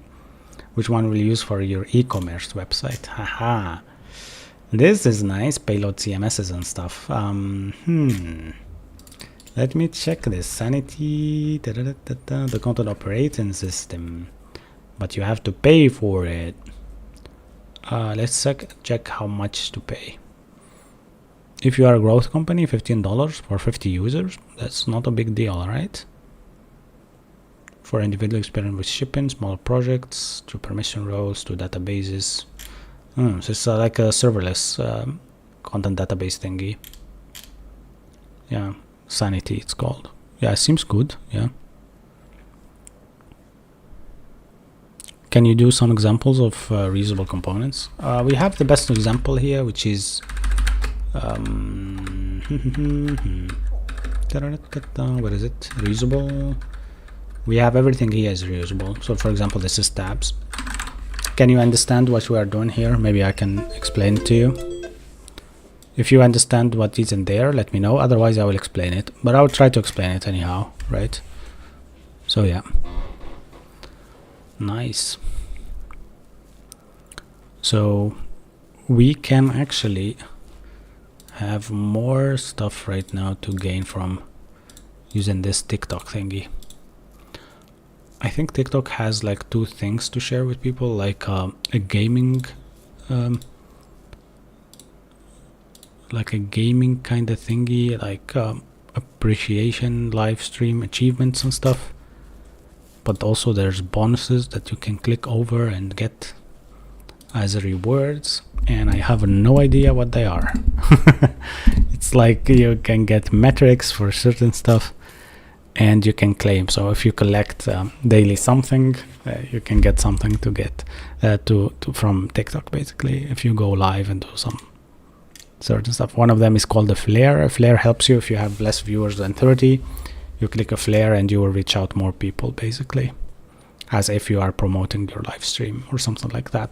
I'm telling you, so basically if you want to do it in the future, maybe you need to be aware of this if you want to become like me. All right, cool. How many people we have now? Do you know how many followers do I have? I actually don't know, because now it's 10.2 or 10 point something, and I am really lost about all of this. Yeah, we can see the output of the web. So this template behind me is actually like this, saying like this. So you need a tabs demo, right? I will explain it into Excalibur actually. So I make sure that you guys understand it correctly, because it's simple, I know, but for some people it's not. So let me just do it. All right. So think about it like this. For tabulations, you need first tab, second tab, and let's say you need more than that, you need 3 tabs, right? So in terms for you to click on this one, you need an event listener, and for every one you need a function, right? And you know the point here that the function needs to know which tab you are on, right? So anything that is kind of like now reusable or something repeatable in your application, you need to know how to write it, right? Because in this case you are just doing functions over and over and over again, and you need to know how this works. So basically each one you can link it with another part of their app. Okay, so here you see this is the content part, right? And you need the content to have, let's say, what we call a data set or a data dot dash tab value, which will gonna be equal to exactly the attribute or the argument that you will pass here, right? So this is data tab 1. Once you click 2, it will just switch the content to 2, right? Everything here will be deleted, and this will be equal to 2, right? And that's it. I mean, it is really simple. The reusability of all of this actually is dependent on what you want to use it with, but overall it's just as simple as that, right? And here I will just show you how it is working in the code and on the web later. Okay, so here it gets like a table of tabs props, and if I just go, I didn't use it actually, I called it tabs demo, which is the wrong name for it.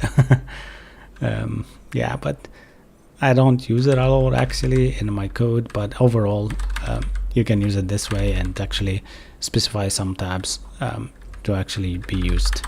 So this is the tabs from also Shadcn UI library, which I'm literally using exactly here, and which is each tab there's a default value so it can accept, and then there is probably somewhere here where it triggers that, so the content will be based on this content map index. So here you have the title for everyone and you have the mapper for every child, so this will become like that. And if you want another reusable component that is very ready for you to use and easy for you to use, look at this one, which is the logout and the header one.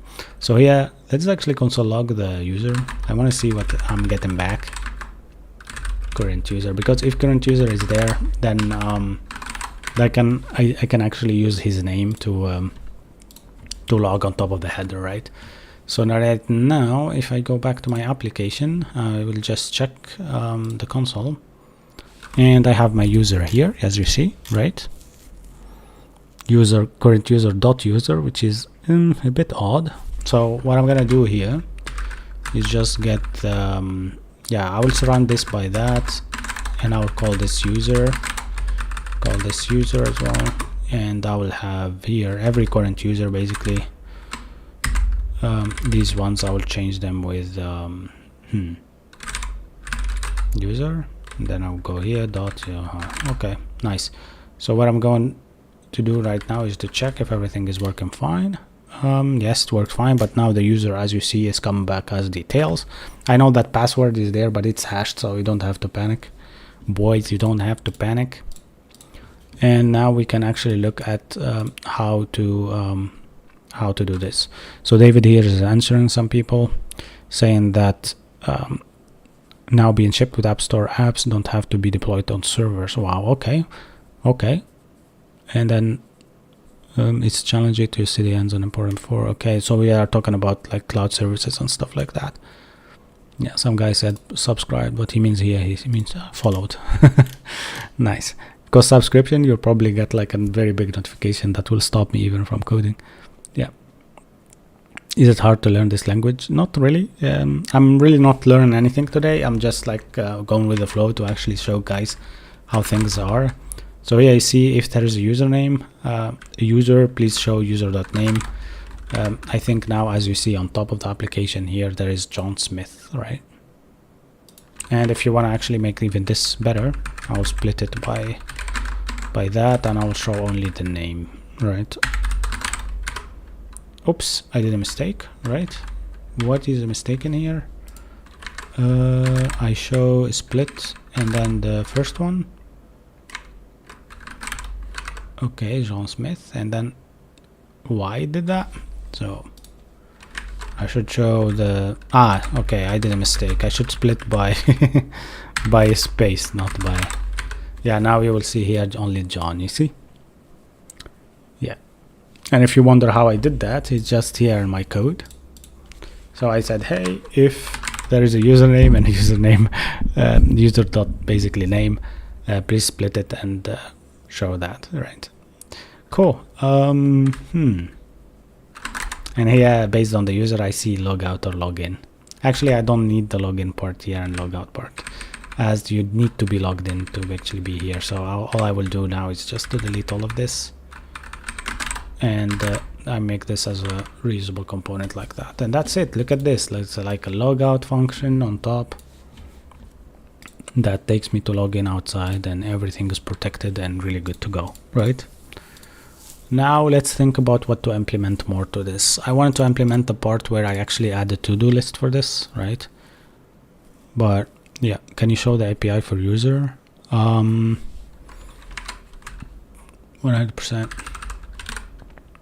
The get profile one, this is the one for user. You can look at it and tell me exactly what you want to see about it, because honestly that's it. I mean, what I'm showing there is just everything that you need to know, but I will show you all of them. I'll show you like this. So this is the login. Is there something else on top? There is a register, but you don't need it. Let me just go like this, right? And I'll go on top a bit so you can see. Yeah, like that. Nice. So now please see it, let me know what you think, right?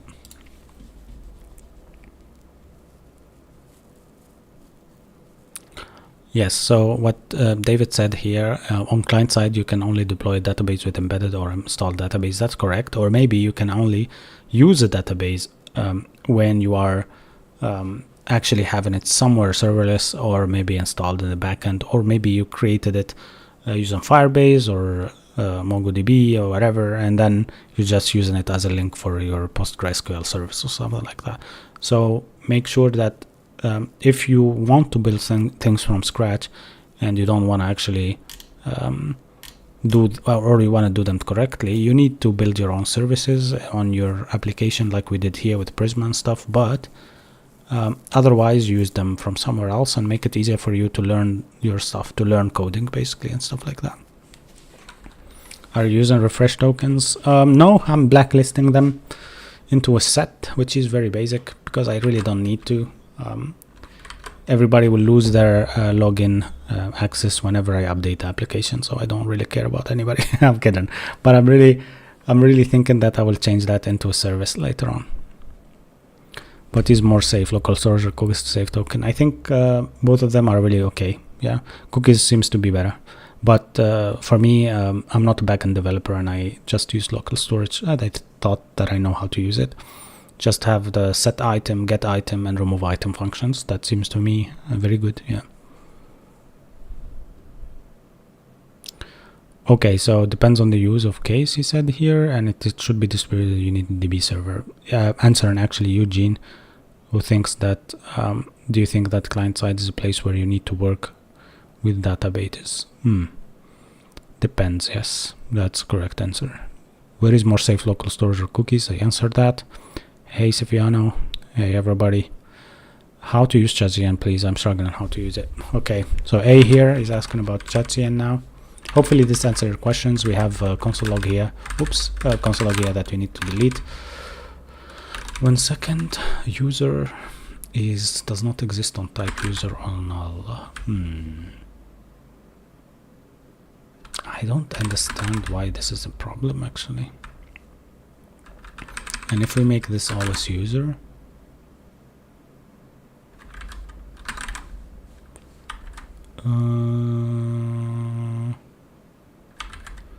okay, on type user we have the yes ma'am, that's why. Okay, so the auth context is getting a user or null. So basically here, yeah, that's why. Where do we set the user? Oh, just dot user.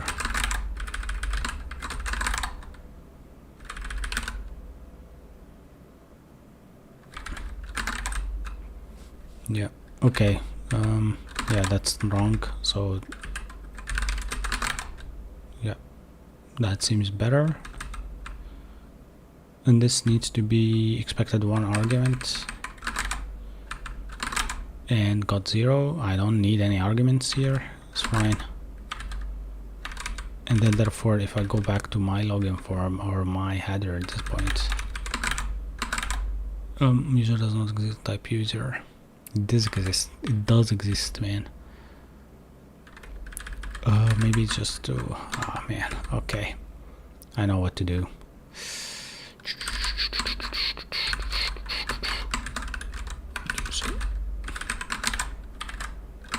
Yeah, cool, but this is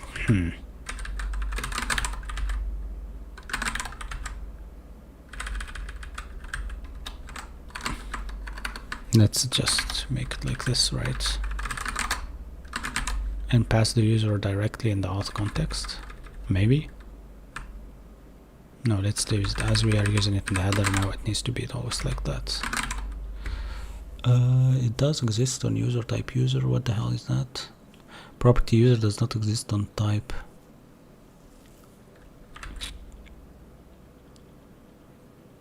Yeah, it seems like the type needs to be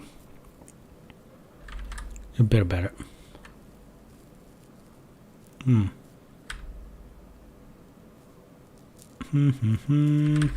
should be not null, right? So that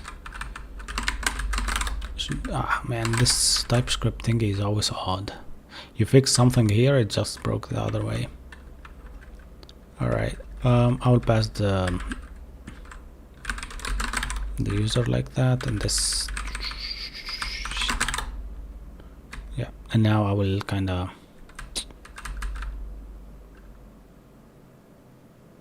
yeah, alright.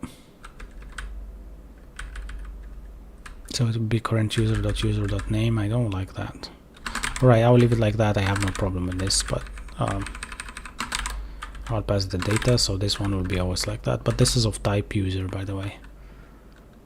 Yeah, or maybe we just make it even easier for us to just go here and the type of user make it have all of this into a user function. So now actually we can do this and surround this by that, and then create here user, right? And that will be our type of the whole user thingy, right? And then go here and just use it as user or null. Yeah, and that will create our same output, but in our function here, when it comes to the header, we'll always have that problem of user is probably null, right? So and it says user doesn't exist on type user or null. It does exist. That's what the whole thing now. So if you say this is a user or null, so the auth context will have always the user, which is correct. Now if I just return this and save and restart my LSP, probably that's a problem. It seems like it's gone, but I'm sure that it will return. Yeah, it returned. User does not exist on type user or null. I think my LSP here is just broken, right? It should use.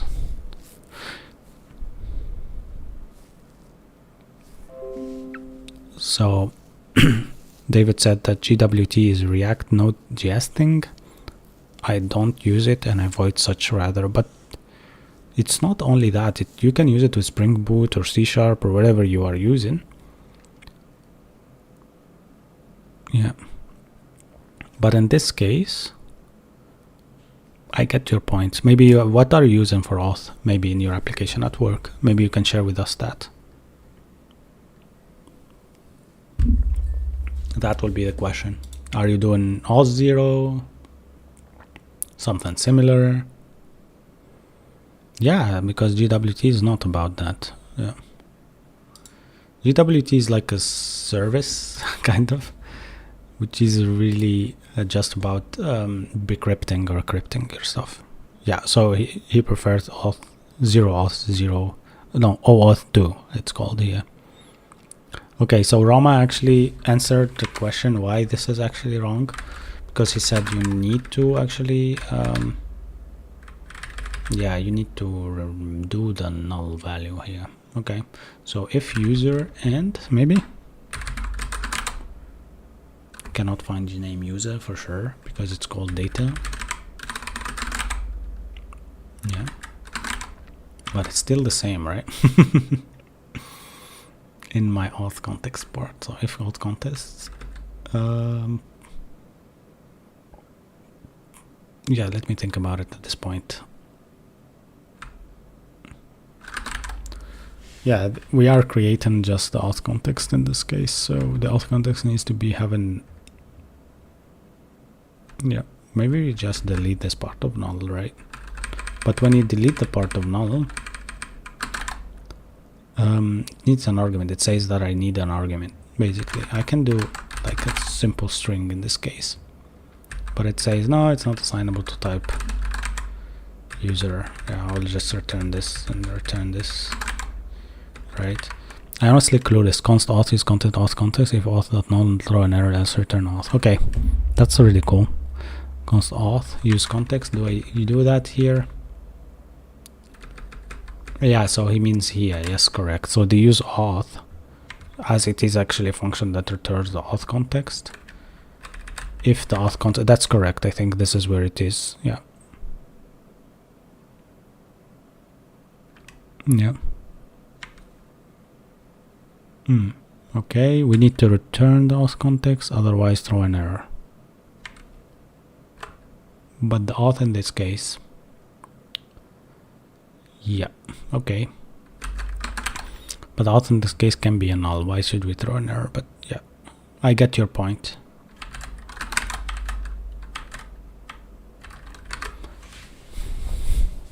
Let me think about it, how to rewrite it.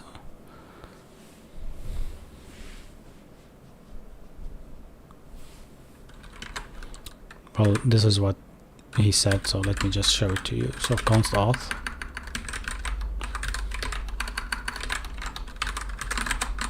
Then if auth is null, basically,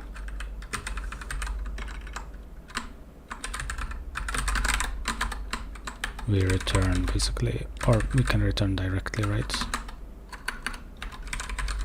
Return null.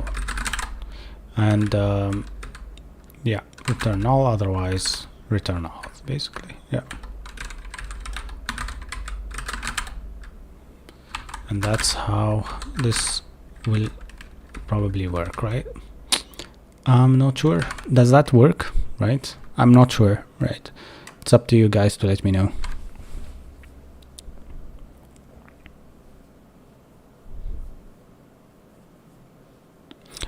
Maybe David is talking about how to store maybe like how to store tokens. Yeah, maybe he said, yeah, local storage is not the right thing for him, he uses cookies or something like that. This is only for web app right now, but we can compile it later on, maybe with Ionic or whatever, to become mobile app as well. He said don't return null. Okay, yeah, so he says here, please throw an error, right? Throw new error. Actually, this should be correct, right? I forgot actually how to throw errors. Something is wrong. Yeah.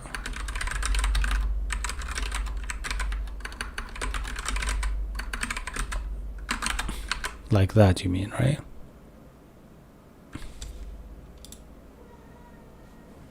Yeah. All right. Yeah, throw an error there is correct, but you know that to render twice in this case. Yeah, correct. Our guy here knows what he's doing.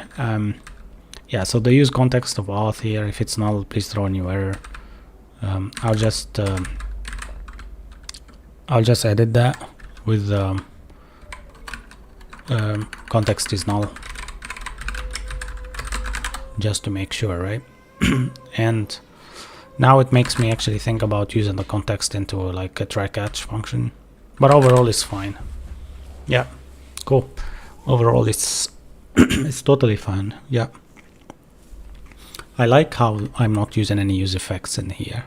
Usually if you do an auth provider, you do a lot of use effects like hey, fetch this, is loading, blah blah blah blah, but look at how clean it is with query options of user data stuff. Yeah, actually I like this a lot. I need to also understand, because this was a PR from our friend, I need to also understand why the mutation do not work here with the query option part. Yeah, maybe if I just go to the login page and make them separate. So the use mutation here takes a mutation function and takes on success, right? So if I do like query options, let me just do like that, query options. Doesn't query options comes already from let me check it, comes from 10-stack React query, right? So I will import it just to use it, to try to use it. So here there is something called query options, yeah. So this one takes, let me read it, thinks an unknown, throw error, blah blah blah blah blah, but I'm not seeing anything where it does take mutations. It should take mutations actually. Let me just write it again because I clicked the wrong button. So now it's saying that query options is not readable because we didn't use it. So what I'm gonna do is just const query options here, query options equal to I'm gonna have like login mutation, something like that. Bad name for it, login function or login, or what am I doing here? Login, right? Equal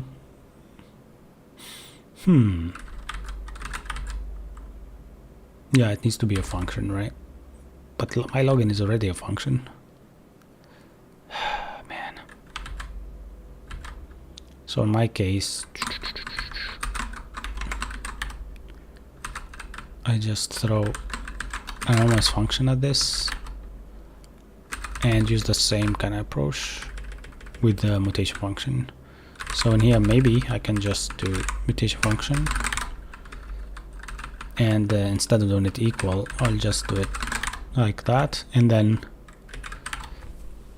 prefer to kind of like use it directly with this login schema part and on success port as well. Seems a bit odd, but what are the odds, right?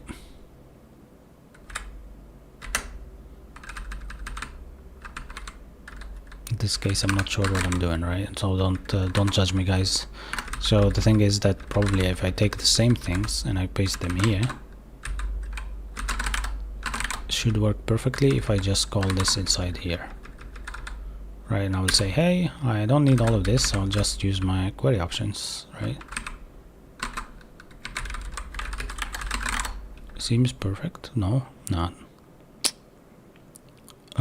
Query options on successful is not solved the parameters of fuse mutation error, blah blah blah. What is wrong? I need to destructure it, or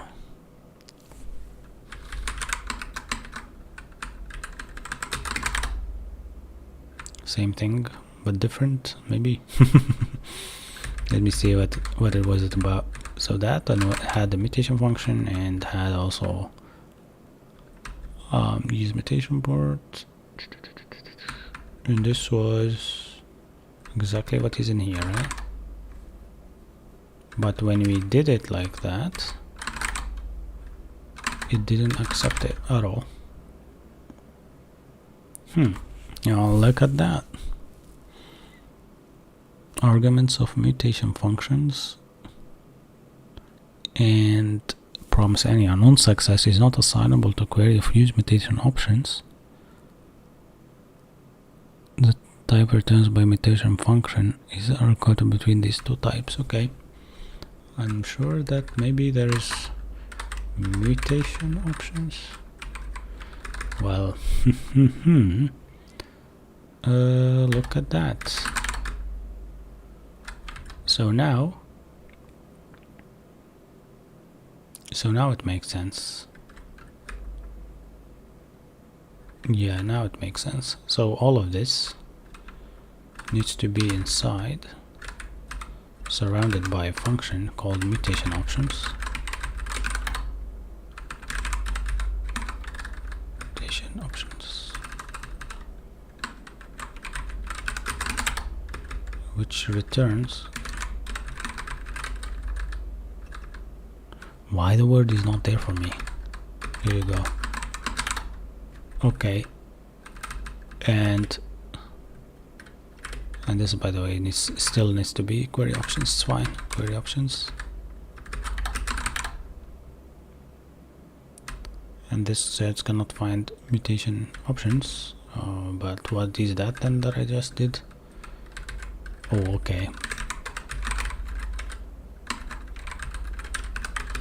Why mutation option is actually very, it's a type, I think, but let me delete that. Okay, so let me use it again. Replace with big M. Only refers to a type. So there is something problematic here that is happening, honestly. Yeah, and I think that we are not using this. Let me just try to with query options again. And maybe call this one mutation options. Yeah. And call it here again.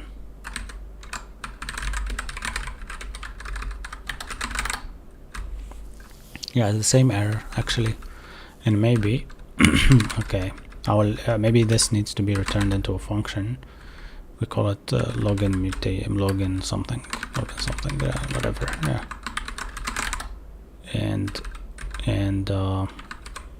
let me actually do this again and surround that by that.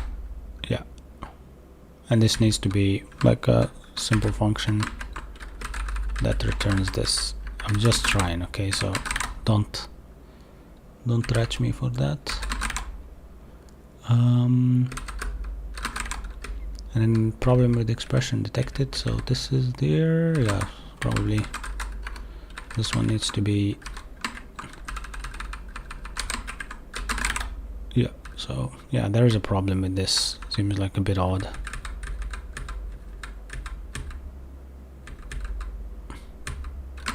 So if it is like that, the thing is that I did here is like query options is a constant that returns user data, and then we use user data and whatever. I will read your comments, guys, and see.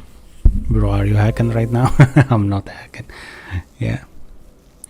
Does application use something like interceptors for authentication and authorizing? Middleware, yeah. Yeah, it uses the middleware. Is stack query hard? Yeah, as you see, we are now trying to the query option part, and it's not working with us. We're not talking about the utilization out from the user component. Yeah, we are trying to do that, King, but I don't seem to find a way to do it. Right?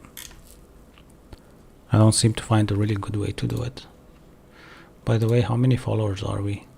We are 300 followers over 10k, which is amazing. Thanks all. Thanks everyone who did that. And I really appreciate it.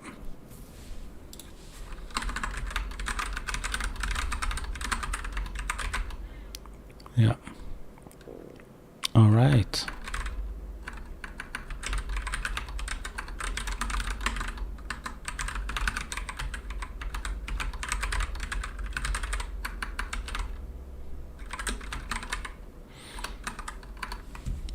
Why 10 stack to recommend if I can like to create an LMS? Oh, LLM, you mean like an AI thingy?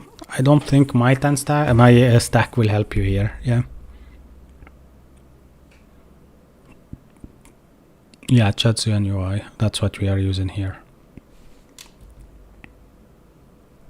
React, yes. How long have you been coding? For more than 6 years, but as you see, I have a lot of struggles with it. Yeah. Cool. How can I know exactly how many followers we have? Man, this seems like an odd thing to do now on TikTok. I have 10,000.3, but I don't know what is after the 3. Nice. It's kind of odd. Do you have your own YouTube channel? I do have, yes, but I don't.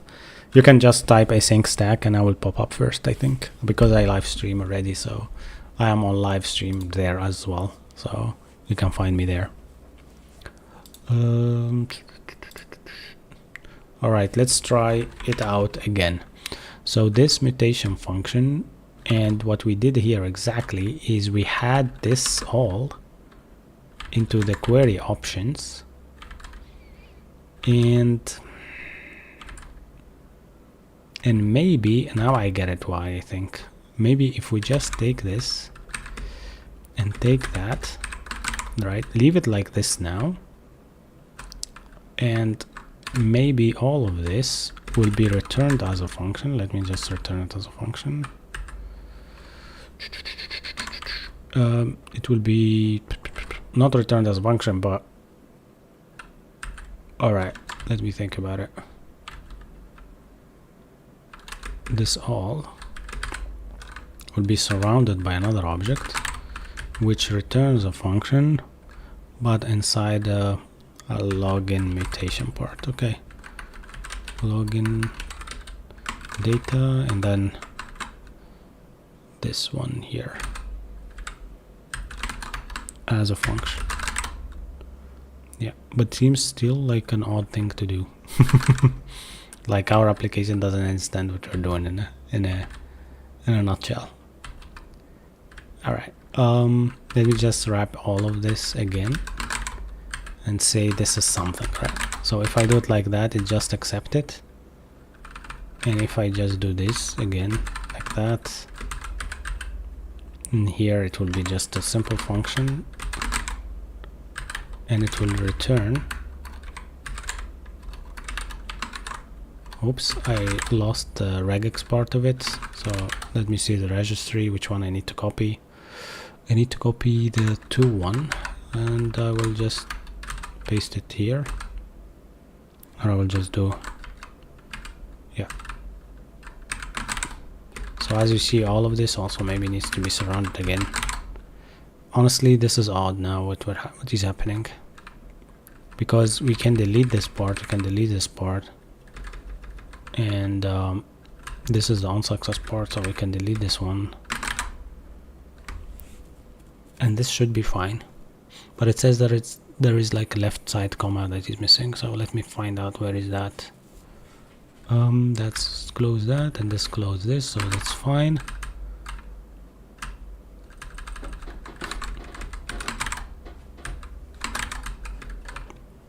This is a function and that's a function. Well, unless I'm blind, there is nothing that is problematic with this one. Cannot find name on success. Parsing error.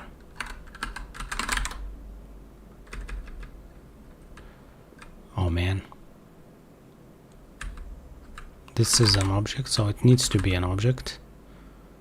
Okay, let me just wrap all of this into its object.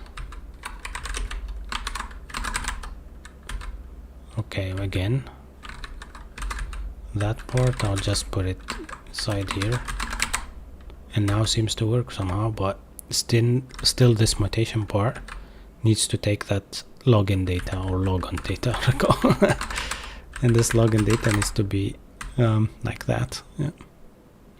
Seems to be it's still incompatible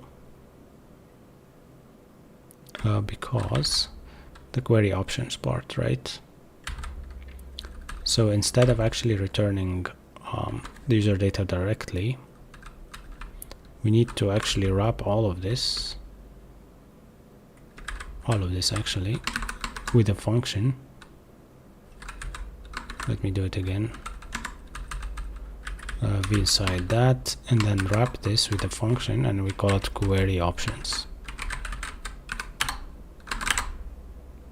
And now this is the odd part. This query options is not working with that return.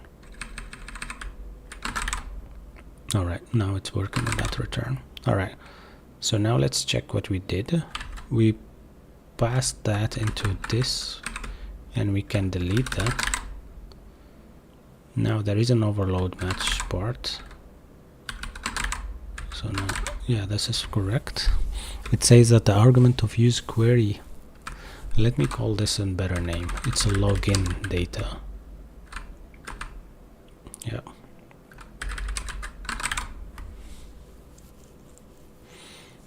Argument of use query options, which takes a known error and a read-only unknown, and initial data basically and stuff like that, is not assignable to parameter of use mutation. So you see the problem now? Yeah, either this gonna be like a use query part,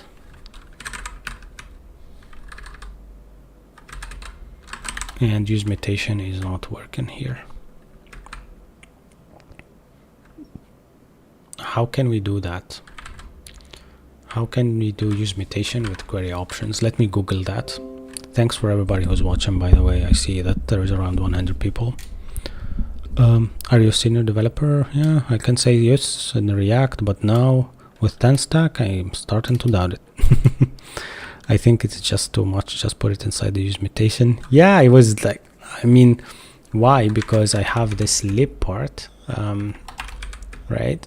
Which contains my query options, and I want to have my login options here, kinda. So I want to be clean, kind of, when it comes to this, but seems like it's not accepted. Maybe if we just delete this, maybe it just accepts that. Alright, you know what, maybe you're right. Let's just learn that for, keep that for another day, right? Seems clean like that, but like, 1 second, if I just see what is happening.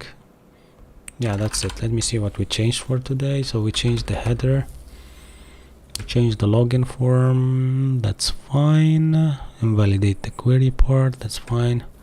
Auth context also is fine now, and React query import library, which fine. And yeah, we corrected also the types of the user. Cool. I mean, for now it might be fine, right? So what we're gonna do is just I would just type this as correcting the auth context and push this, and I'll just boring and stressful job. I think it's not that boring, honestly, but stressful, yes, sometimes.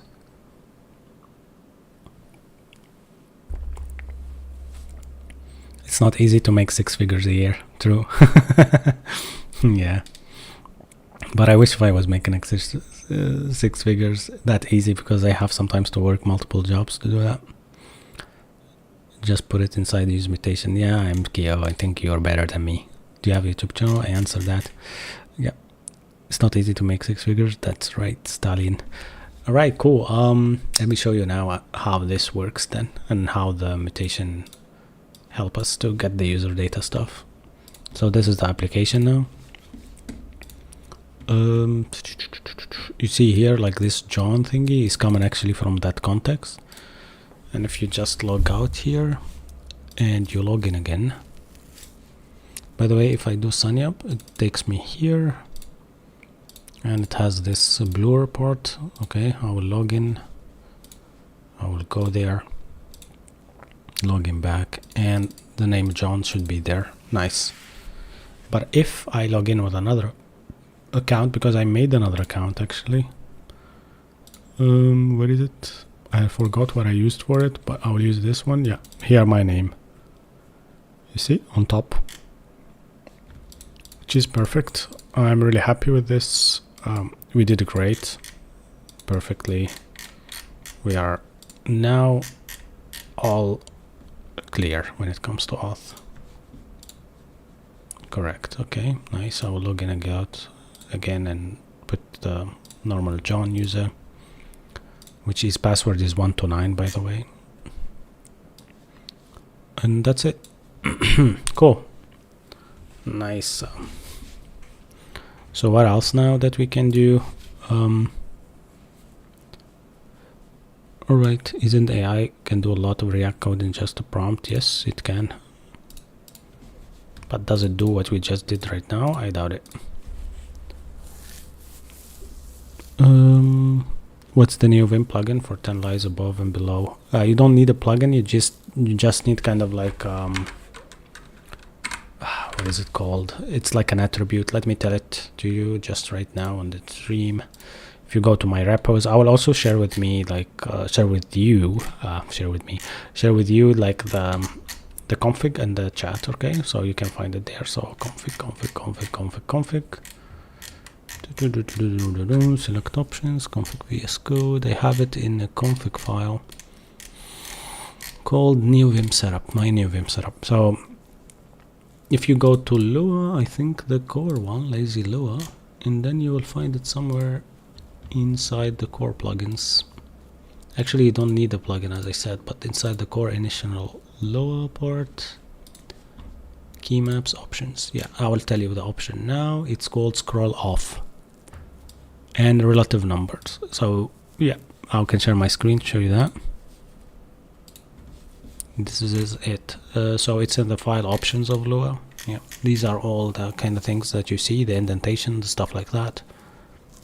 We have split window, we have clipboard, we have cursor line. So the clipboard here is really important, and name plus, so you can actually copy from the windows. And yeah, the background is dark, but I actually have it on Tokyo night theme, so that one won't work actually. So yeah, these ones I will share with you this.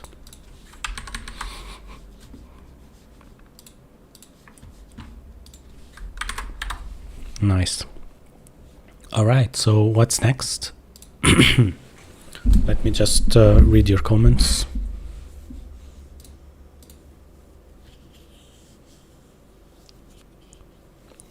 Can you tell sometimes what are the problems of working with non-technical colleagues?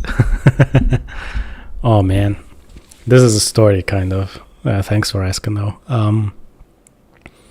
Yeah, so for non-technical colleagues, that's when the Kanban board actually gives you the best options. Like if you have a backlog with everything explained correctly in there, you might actually want to have your PM or project manager, if he doesn't code before, like explaining to him what you did and what not, and what are the odds of everything and stuff. So he might not understand everything, and he might actually share with you tasks that you need to do in terms of like it's like, do this, please change this color to be this and that.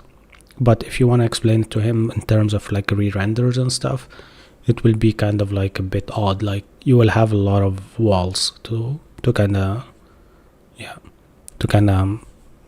explain it to him.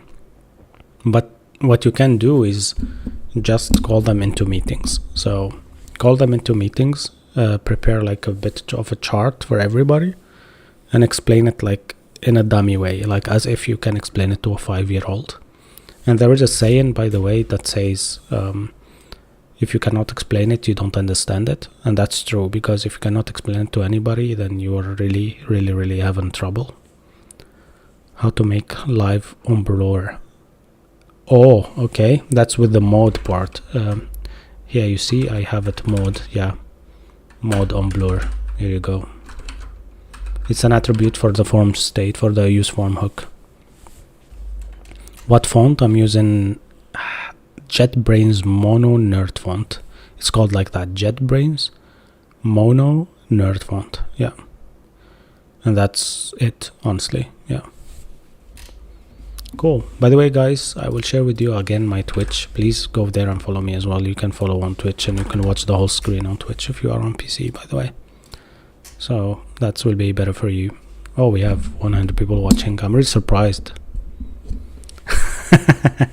So JetBrains, after all. Yes, JetBrains have the best fonts, man. Yeah, I use WebStorms all the time at work, actually. I use it with my colleague, and I really like it. You know what? I like JetBrains, how to like comment blocks of code and stuff like that. Little like plugins that you have there are more professional than VS Code, because VS Code sometimes like they are plugins that they are not looking after with other people. So you have a plugin that is deprecated for like 3 years and stuff, and people still share it and use it. But WebStorm won't allow that. They actually look into them, which is nice. But yeah, VS Code mostly is good. Yeah, best IDE is WebStorm for web, right? Do you speak Spanish? No. I speak Arabic, English, French, a bit of Russian, and a bit of a German. I've been coding all day. This seems like a good break. Fadi is the GOAT. I think these people who code all day and then go for a break with coding again, that's like I don't know, like the unstoppable kind of guys that you want to see in your project working with you someday.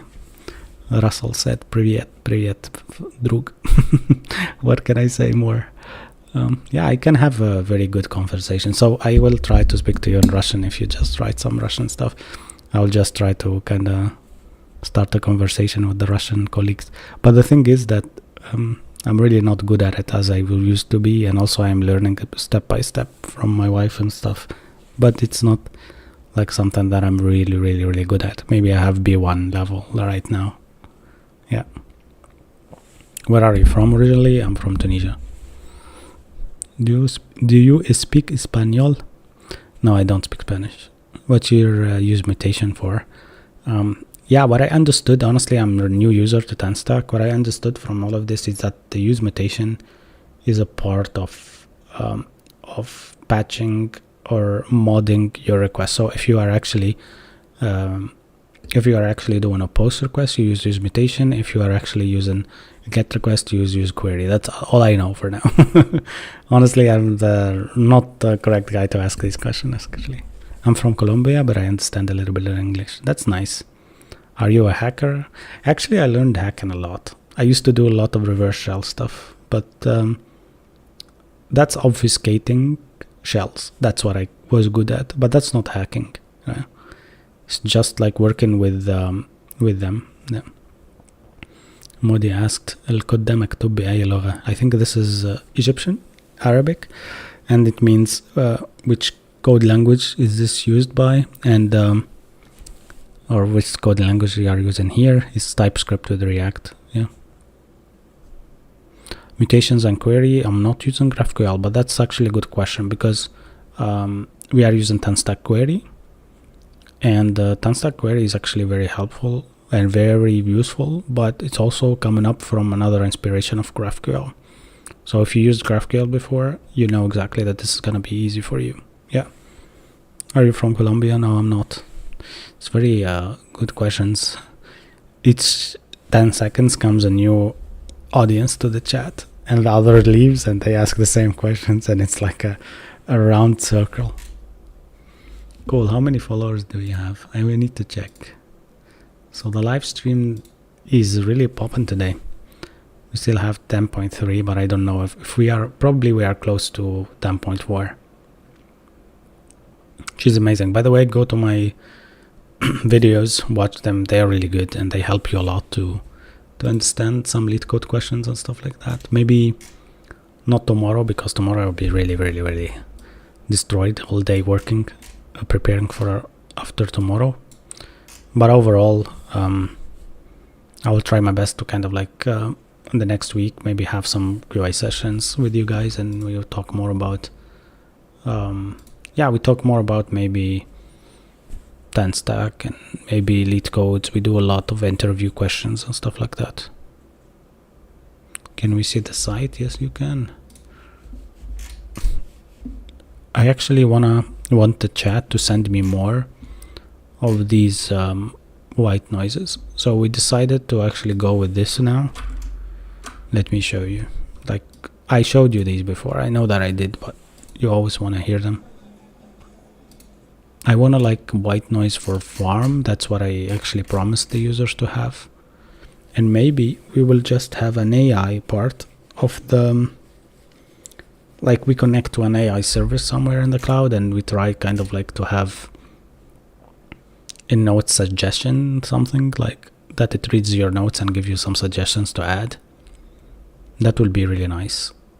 And also maybe a chat stuff or something like that, chat between other users, or make like a WebSocket where you can connect to other people that you are studying with and try to talk to them and stuff like that. That would be nice to have two users connect to each other. That's perfect, actually. It will be a very perfect application. Yeah. But for now, I think that needs a WebSocket, and we will be destroyed when we do that. Yeah. EC2 could be set up cheaply on the cloud. Yeah, I heard about this EC2 AWS thingy. Yeah. Cloud compute capacity thingy, Elasticsearch and stuff. Warum Amazon EC2? Amazon Elastic Computed Cloud System.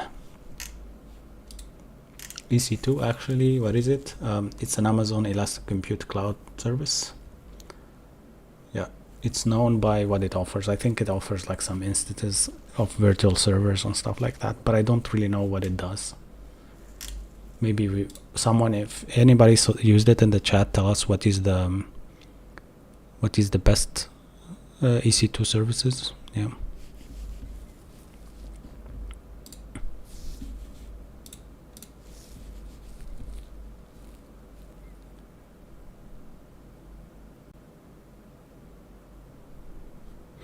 In Node, I think it's quite easy, though. There are a lot of usable models. I am implementing chat right now. Okay. What are you using the chat for, maybe? But he uses C++ and gRPC. Yeah. Bro, full reg front and back and seniors. I don't understand the guy comment there. Are you front-end or full stack? I'm front-end developer, by the way. Yeah, but here we are trying a bit of full stack. Yeah. Cool.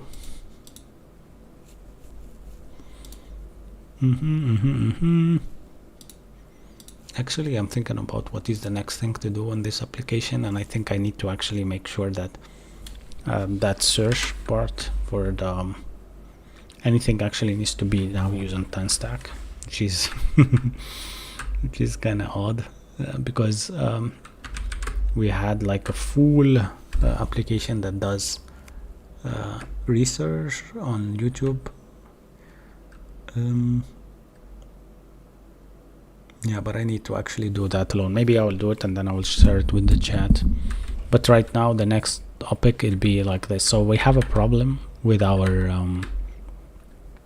Pomodoro search, or actually I think it's reusable. I think I have white noises thingy. Let me just see the index part in the root. Yeah, index. And now here we have a search value, right?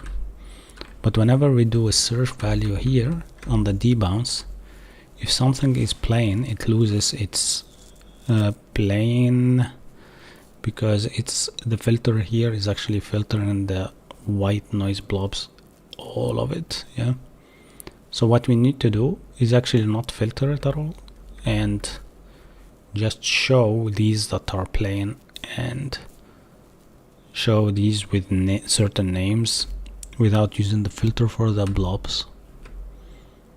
And here honestly I don't think how can I approach this, but with this input here, when I do a handle input change, by the way this all can be also with 10 stack done. If it was like with the use form, by the way I said 10 stack, sorry for that. But yeah, maybe we implement the use form part first, and then yeah, make sure that we use the bounce part as well with the use form from React hook form. All right, let's do that. So right now I'll try to do it without actually hesitating. So use, oh, by the way, we need to do something first. Yeah, as we are actually done with this login part, let's do a pull request to develop. Let me show you how this that done, because now we are done with the repo for the branch of login. So here in the white noise part, we can go to compare pull request for the login part, and we push the login into the develop branch, because now the login is done. So auth login setup, we created an auth provider and context, and we used 10 stack for querying, user profile plus GWT stuff. Okay, cool. Now we are good with this. Okay, so now if we just push this, look at this, we have tweaks from our guy here, we have also the invalidation of the refresh from our Novsky friend. So this is gonna be assigned to myself, and I will just do a project milestone or enhancement. Let's label this as feature. Let me see. It's a bug enhancement, good first issue. Help wanted or invalid or questions. Is there any label for feature? Okay, then enhancement. I don't wanna do this again, so that's merging into develop. There will be no actually merge conflicts, I'm sure with that, so we will just delete the branch. All right, so now I will just go here and go to develop. Yeah, 1 second. Go to develop, check out Inuit, pull it, and then I will just delete this one. Yeah, now we have this and that. I can also go into main and pull it. So you see here we have a problem with your local changes to the following files moved to be overwritten by merge. Okay, okay, all right, then no problem.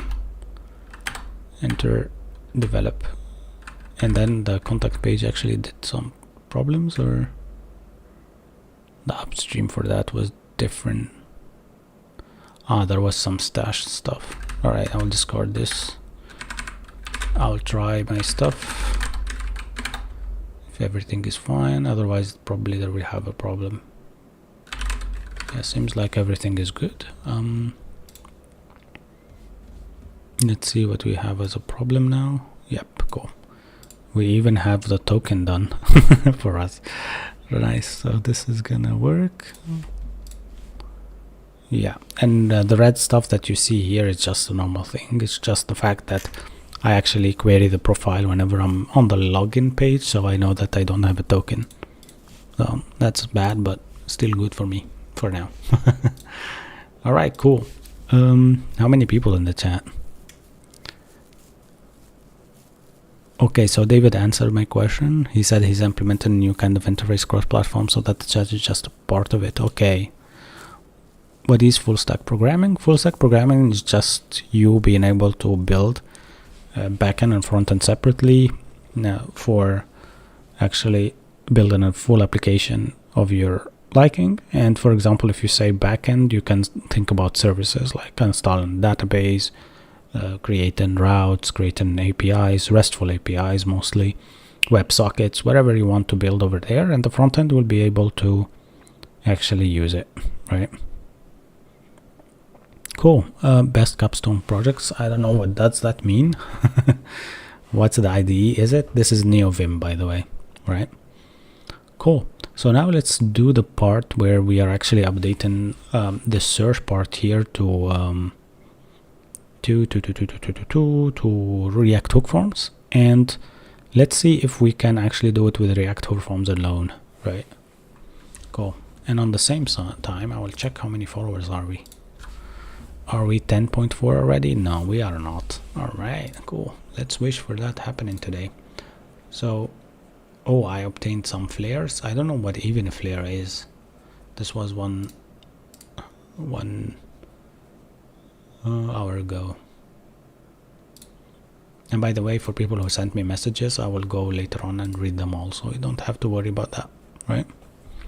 And also go to my profile and check my new playlist. I have a Leetcode playlist that you can see. And for other than that, yeah, let's continue. So now the next part will be this one.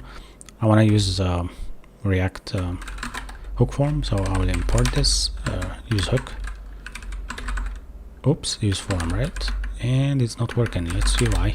Am I recording? Yes, I am. Import, use form from React hook form. And also we have import register from not there, register schema not there.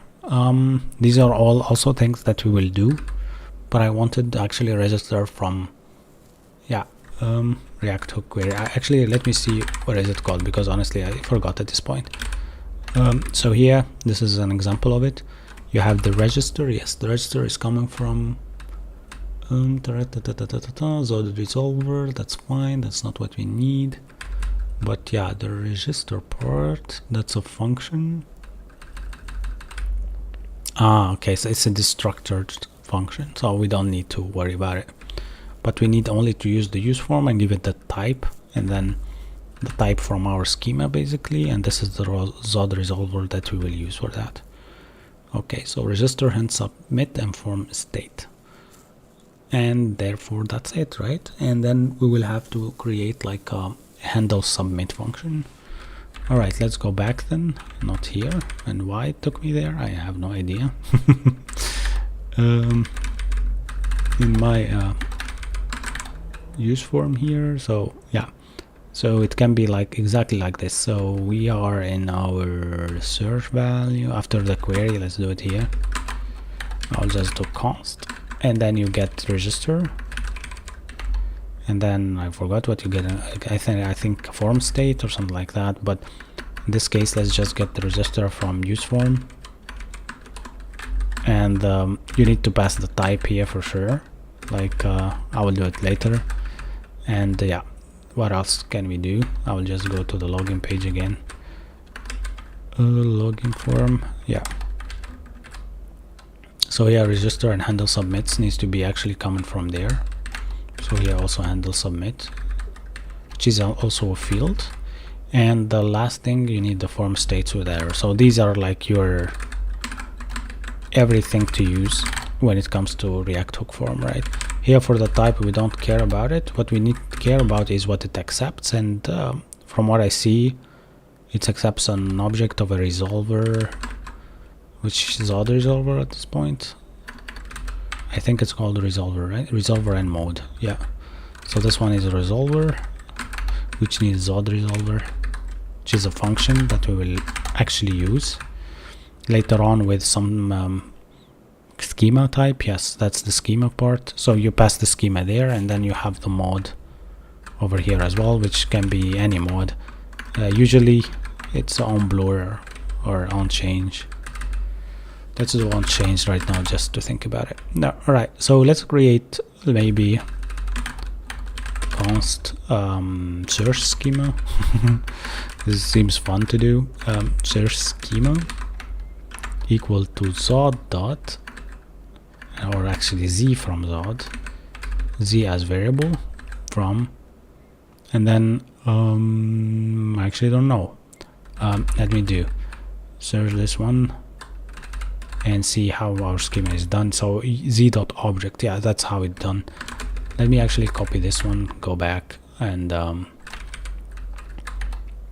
actually go to one index, paste it as an example here, and then we'll not actually do it like that. We'll call this and then search schema. Okay, you know what, let's just do it like this. We'll select this one, copy it, delete this one though, and paste this one here, and that's wrong. Search schema. And why you do this? Because you have actually to pass the search schema right here. Search schema, right? And if you think about it also, this is not gonna be an email, it's gonna be like a search value or like search value, right? And then minimum for it, it's not gonna be an email, and you don't have a password, so it's just one schema, like small one. Yeah, and the search value needs to be minimum of 1. This field has to be filled. Yeah, correct. So let me read your comments, guys. I know that you are here. I'm actually changing my search here to become also like a search using use hook form from React hook forms. Devil product. What is that? Sanity check. Sanity check is just to check that the database is working. That's it. Or the backend is working. That's it. Do you know what are you doing? Yes, I know.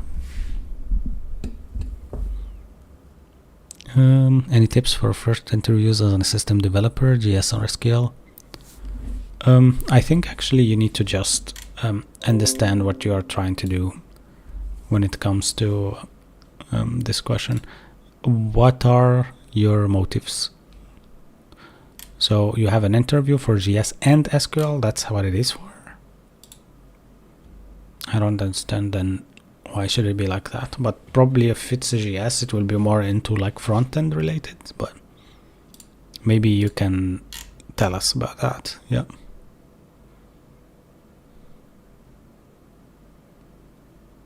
Backend. No, this is front-end, by the way. So for you to be actually good at JS, try to actually just, before you go, maybe know a bit about prototypal functions, array functions, Leetcode a bit, and that's it. What backend do I use? I actually use Express here. Yeah. So many new people in the chat, that's nice and bad at the same time. I don't understand sometimes their questions. The font actually is Tokyo Night. It looks clean, true. Is it Vim? Yes, it is. And I'm using Neo Vim. Sorry that there was actually a lot of comments that I didn't see. I was trying to build something. Yeah, you figured out. Yes, everything actually is available for you guys to check on my GitHub. So it's an open source project. You can actually even do PRs and stuff. So be able to do that if you want. Yeah, you are welcome. Alright, so here the search value of this is, yeah, is nice, and then minimum 2 or 1 or whatever. Don't care about this one. So now I'll just do const search schema type, maybe, which is odd to do it here. It's like z.infer, or actually I always forget this part as well. Z dot, I think infer, no, z.object. Oh, by the way, this should be, yeah, that's correct. All right, let me check actually my types. Maybe I have schemas or types and stuff like that. This is z.infer. Yeah, it is z.infer, and then you do types. Okay, then I am correct about this one. Then you can go at the end, infer, and then you just infer that. And then what you need to do is just type of search schema. That will work, I think. Yeah, type of that, that's it. The thing is now that you need to pass that as well into this part, and this will accept it. Search schema type, search schema.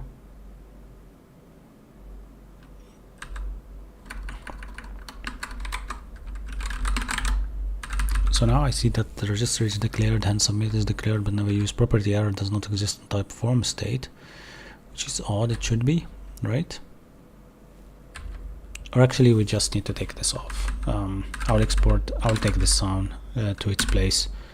I don't need to make this messed up. I have like some schemas that are in my schemas folder, and actually search white noise. Oh man, this becomes like search white noise.ts, and then this can go there, and for sure this will break just because I need to import Zod, right? Import Zod, import Z from Zod, and then therefore it will work like that. And then I need to for sure to export this, and then in my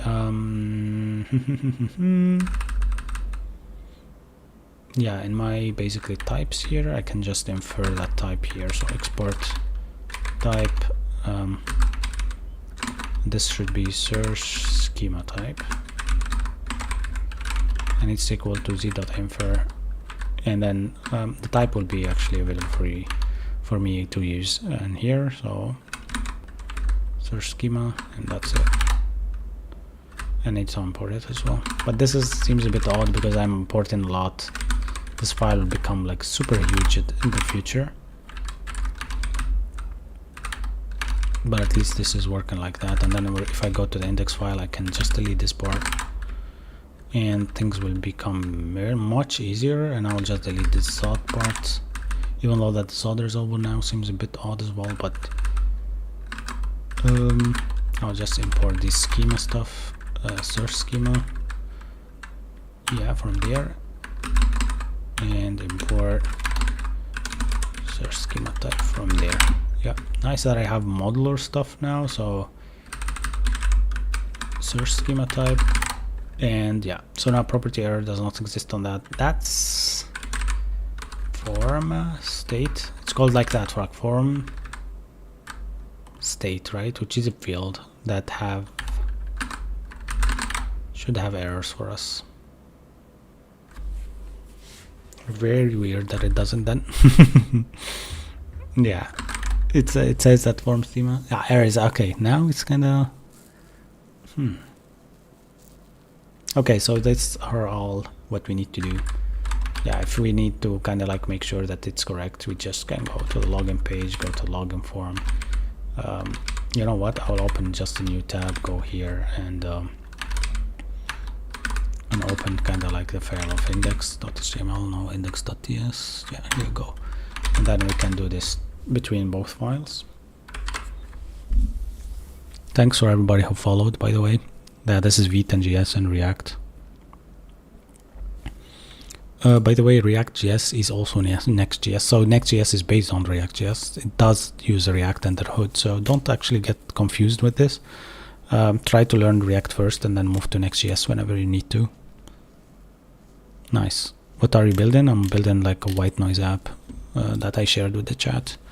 Alright, cool. Cool that we are going to the right way. And actually, if you're using about what I'm using new Vim with Tokyo Night theme, and the font is JetBrains Mono Nerd Fonts. It's called like the JetBrains. That's the class of it, and then Mono, it's like a specific one, and then Nerd Fonts, it just comes from nerdfonts.com, I think. Yeah, cool. So are we ready? 10.4k followers. Nice. That's epic, man. Like, this is going the right way. Let me check my Discord, by the way. We have a Discord channel, so you can go there and check what I'm doing and stuff like that. So it would be nice to see you in there and chat with you whenever you need to. Just go to my profile and click the link for Discord in the chat, or in the area where you will find it on my About Me page. So yeah, it should work 100%. You won't have any problem with that. Yeah, cool. Nice, then all good, I think, right? I just tested the link, it works perfectly, so I'm looking forward to see everyone here in the chat and also Discord channel. Nice. And also I have a lot of things that you might check on my profile, talking about a lot of stuff like AWS, like transpiling, stuff like that, TypeScript, JavaScript. I have best framework talked about as well. I have a lot of videos that they are really nice, so you can check them out and let me know. Yeah. I also have an Instagram. I think I should actually share with you my Instagram. Why should I not? Yeah. So please guys, if you have your Instagram, please go here and also follow me there. It will be nice to see you on Instagram as well, and I will reply to all your messages if you message me. That will be nice. Yeah. And Twitch and everywhere. Actually, just type async stack and you will find me everywhere. Nice. Cool. Now this is working. We go back to what we are doing. So what I wanted to do actually to check how this input can change. So the input that we have here on Blur that have register and stuff. So each time that you have kind of like an input down here, you need just to register what kind of thing it is based on its ID. So if our ID of this is like search value, that's what we called, then that's what it needs to be actually done here.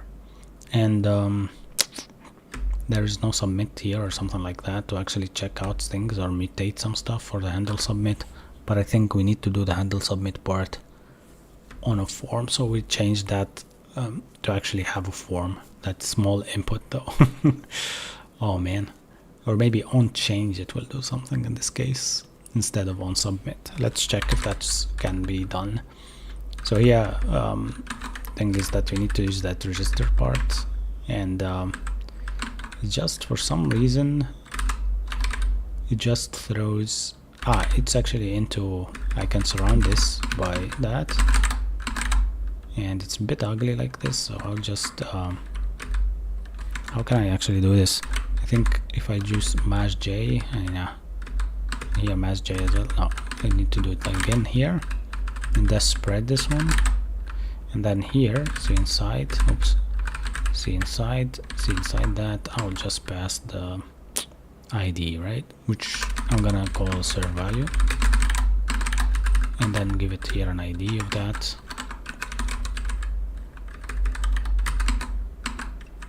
I think that's fine.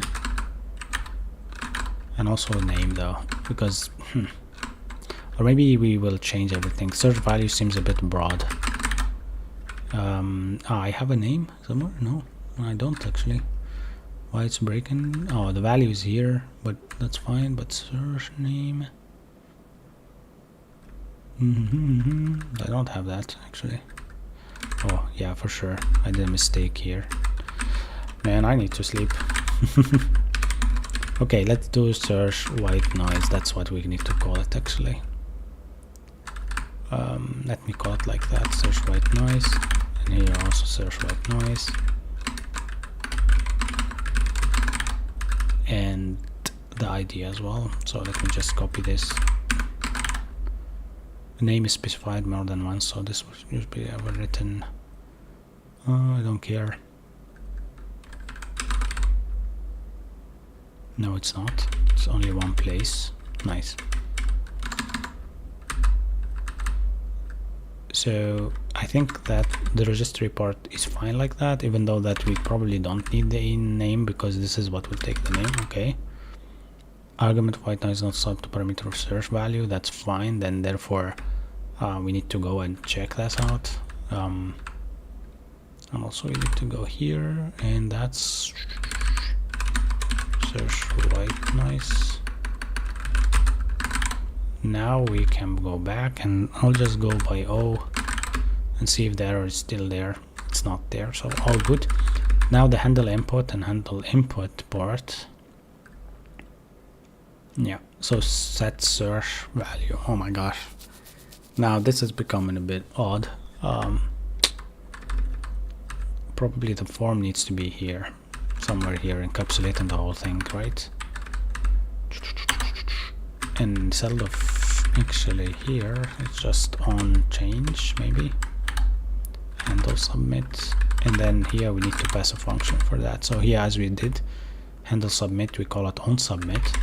Here the handle submit part will be our own input part, handle input part, right? Right, nice. Okay, so now we have a problem. It says that the handle input part is not that. Okay, so this needs to take the data. Yeah, so the handle input kind of needs to take some data to it and probably does something with it. All right, because for us, we actually set the search value of that. Now we don't need that at all. Yeah, but we need the debounce value. Oh my gosh. Yeah, this is a bit odd. Do I need the debounce value actually? Interesting. Let me think about it. What are you working on? I am actually working on search input right now. If you have any website that you need me to check or something like that, just share with me and DM me and I will look at it later on. Yeah, I have no problem doing that. Alright, so right now we are doing like a small part when it comes to React hook form. From handling it's so damn cumbersome, it's annoying. Form handling is so damn cumbersome. True, I agree with you. Nice, thanks everybody who was following and liking and doing everything on the videos. That's really amazing. I'll post more videos. I will try to post 2 videos per day from my live streams basically. And for everybody who wants to kind of share his support, you can subscribe on top, or you can maybe just follow, and that would be nice. Cool. Yeah, the controller actually is there. Actually, there is this registry part that does that control for us with the Zod resolver, so I don't think that that's necessary in this part.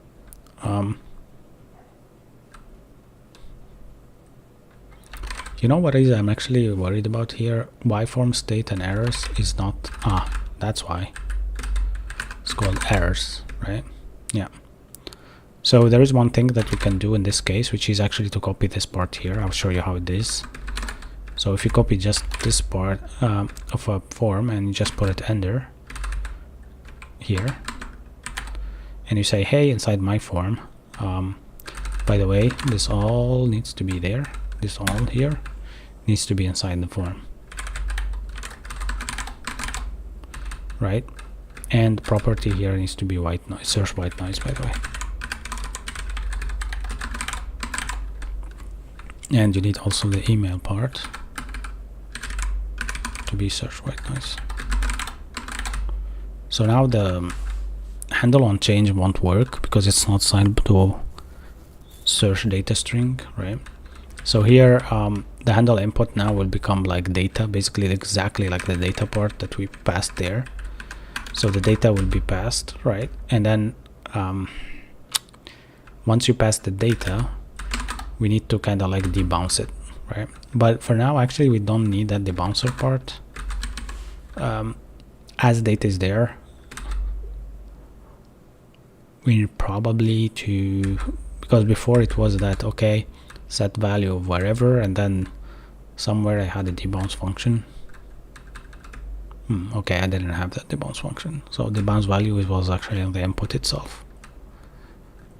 Available for here, the search value. All right. Yeah, why not actually? Maybe I can use it like that. Maybe I can just use the search value on the debouncer there as well. But actually I'm worried now, where was my debounced value used? Yeah. Okay, so my debounce value, if it exists, if it updates basically, I was actually doing the white noise blocked part.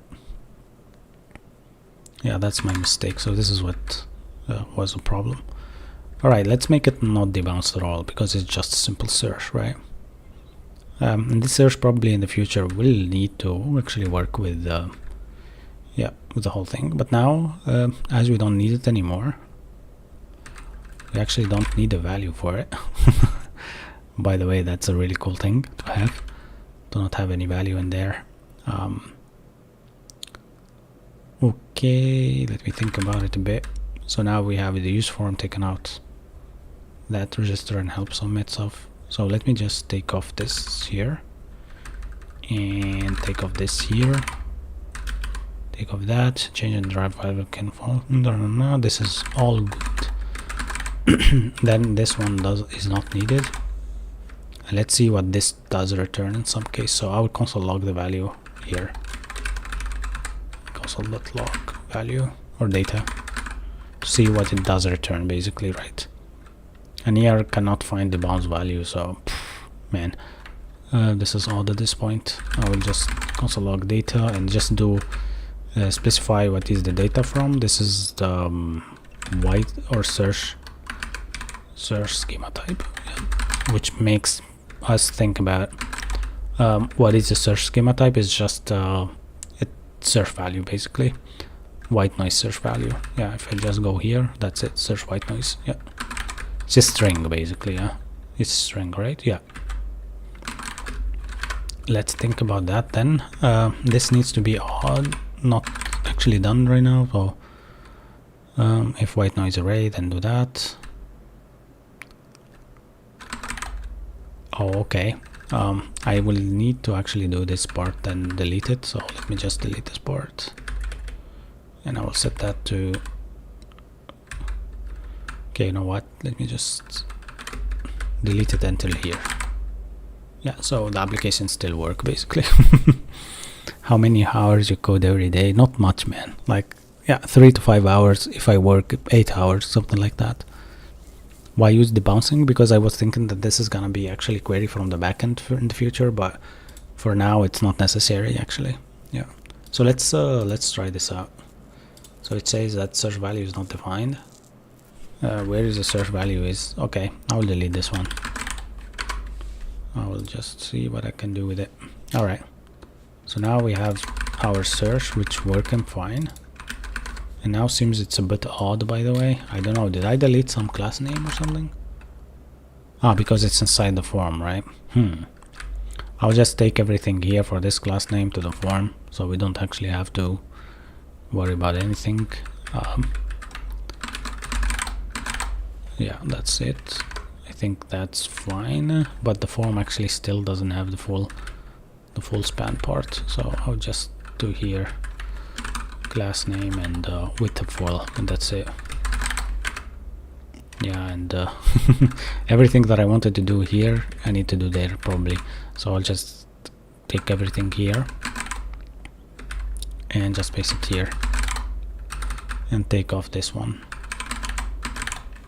and see what it is. Okay, so now as you see, I will just share my screen though.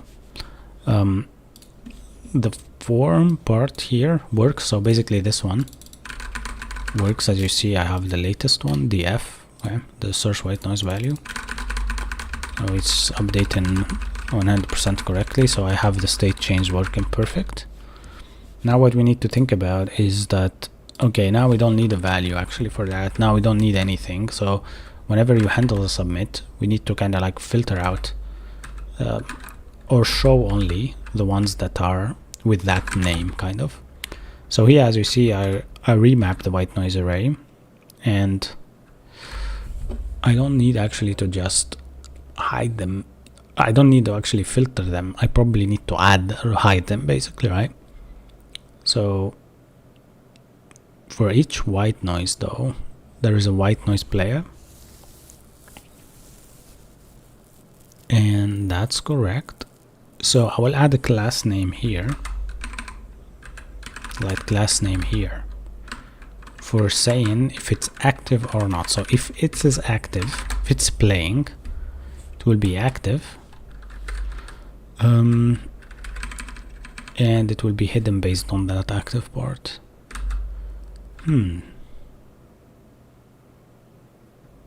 Okay. Now I need a value for that. Man, okay, so I need a state for that value that is searched. Debounced value. Yeah, I probably need that. Okay, so how it was actually for the debounce to work, I will check it. So there was like a use state and then the debouncer for exactly that search value. So we probably need to access that search value somewhere. Yeah, I'm not sure here what to do actually. So let me actually explain to you what I want to do, right? Yeah, I will explain it to you in a better way here. So all the chat is following, right? Why it looks so dirty? What do you mean? Yeah, it looks a bit odd, but let's think about it. So I have in my search input like a value, right? A search value, right?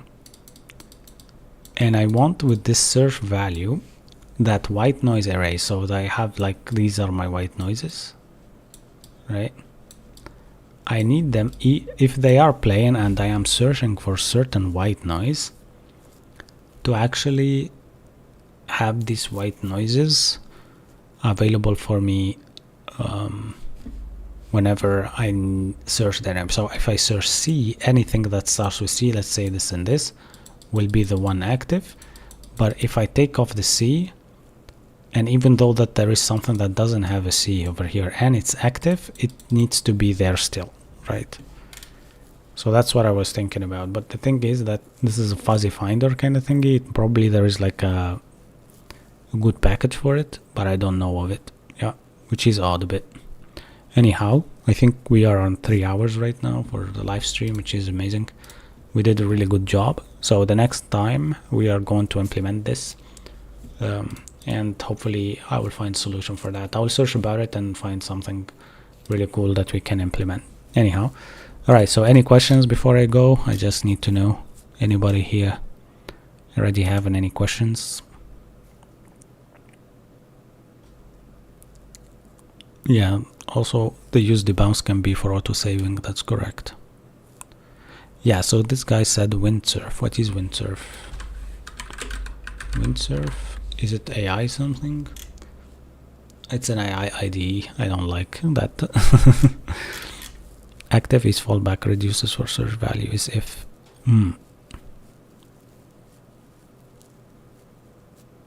I don't understand here actually what you meant there. I know that this is not your first time in the chat actually, which I appreciate it. Ultra love it. So I appreciate that you're coming back here. But yeah, I am thinking about it still, but I'm not sure what to use, because there is always a state of active for certain stuff. So it needs actually to have that search value of the on top, like the search value, but also if it's active and playing, it needs to stay there. Maybe this is where we need Zustand for state management, so we actually store all our playing or our playing noises in the background. That's correct. Actually, we probably need like state manager here. Yeah, I tried GitHub Copilot and I really recommend it, but I'm not using it today. Yeah, cool. What I'm thinking about this, honestly, I don't know, but probably if I flag these as every white noise has its own also playing, like all the noise you see here is playing, and this can be for sure like that, so we don't have too much errors. If it has an is playing port and then you clicked on it and it's playing, then it will change its state to is playing, kinda, right? And therefore I can actually find out that with my white noise player if it's playing or not.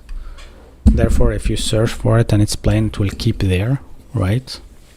It will keep to be in your yeah, in your mainstream page or whatever. Yeah, but I like this. I feel like, yeah, it's kind of cool. Also the speciality that we have the, let's see, so if you don't put anything and then just start putting and then exit, it will show you the field has to be filled. Or on blur it needs not to be active. Actually it needs to be active on change only.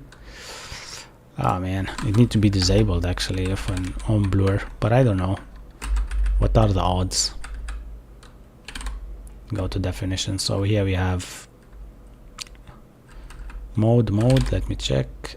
So mode is on blur, on change, on all, on touch. Yeah, is on touch. That's what we have. So if we go here, on touch only, yeah, on touched. And then I just go back and I try to search this. Yeah, and then if I just do that, and then if I go outside,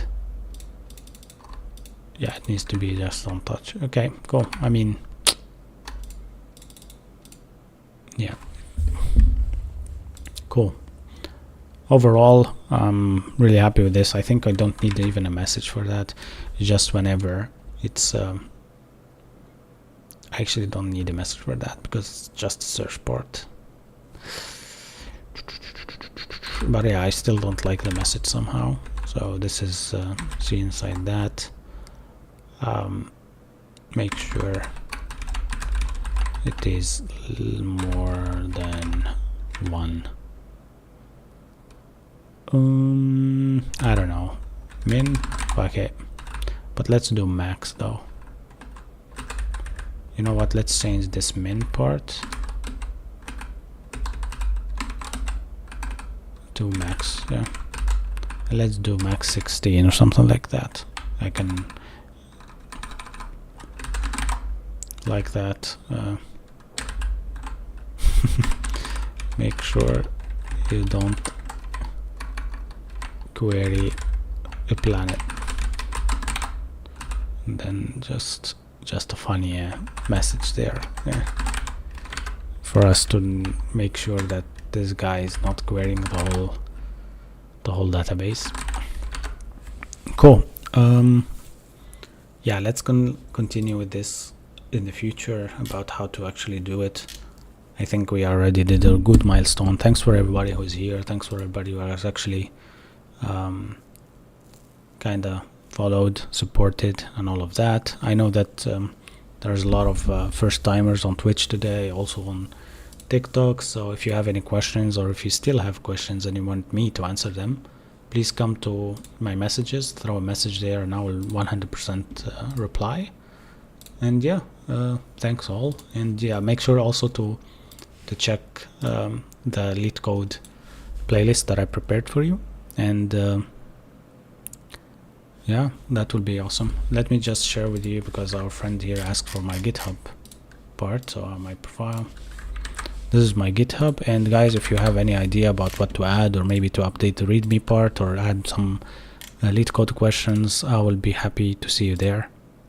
And thanks a lot, right? Have a good night, everyone, and see you tomorrow. Tomorrow I will be here, so make sure to come. Ciao, ciao. Bye bye, everyone.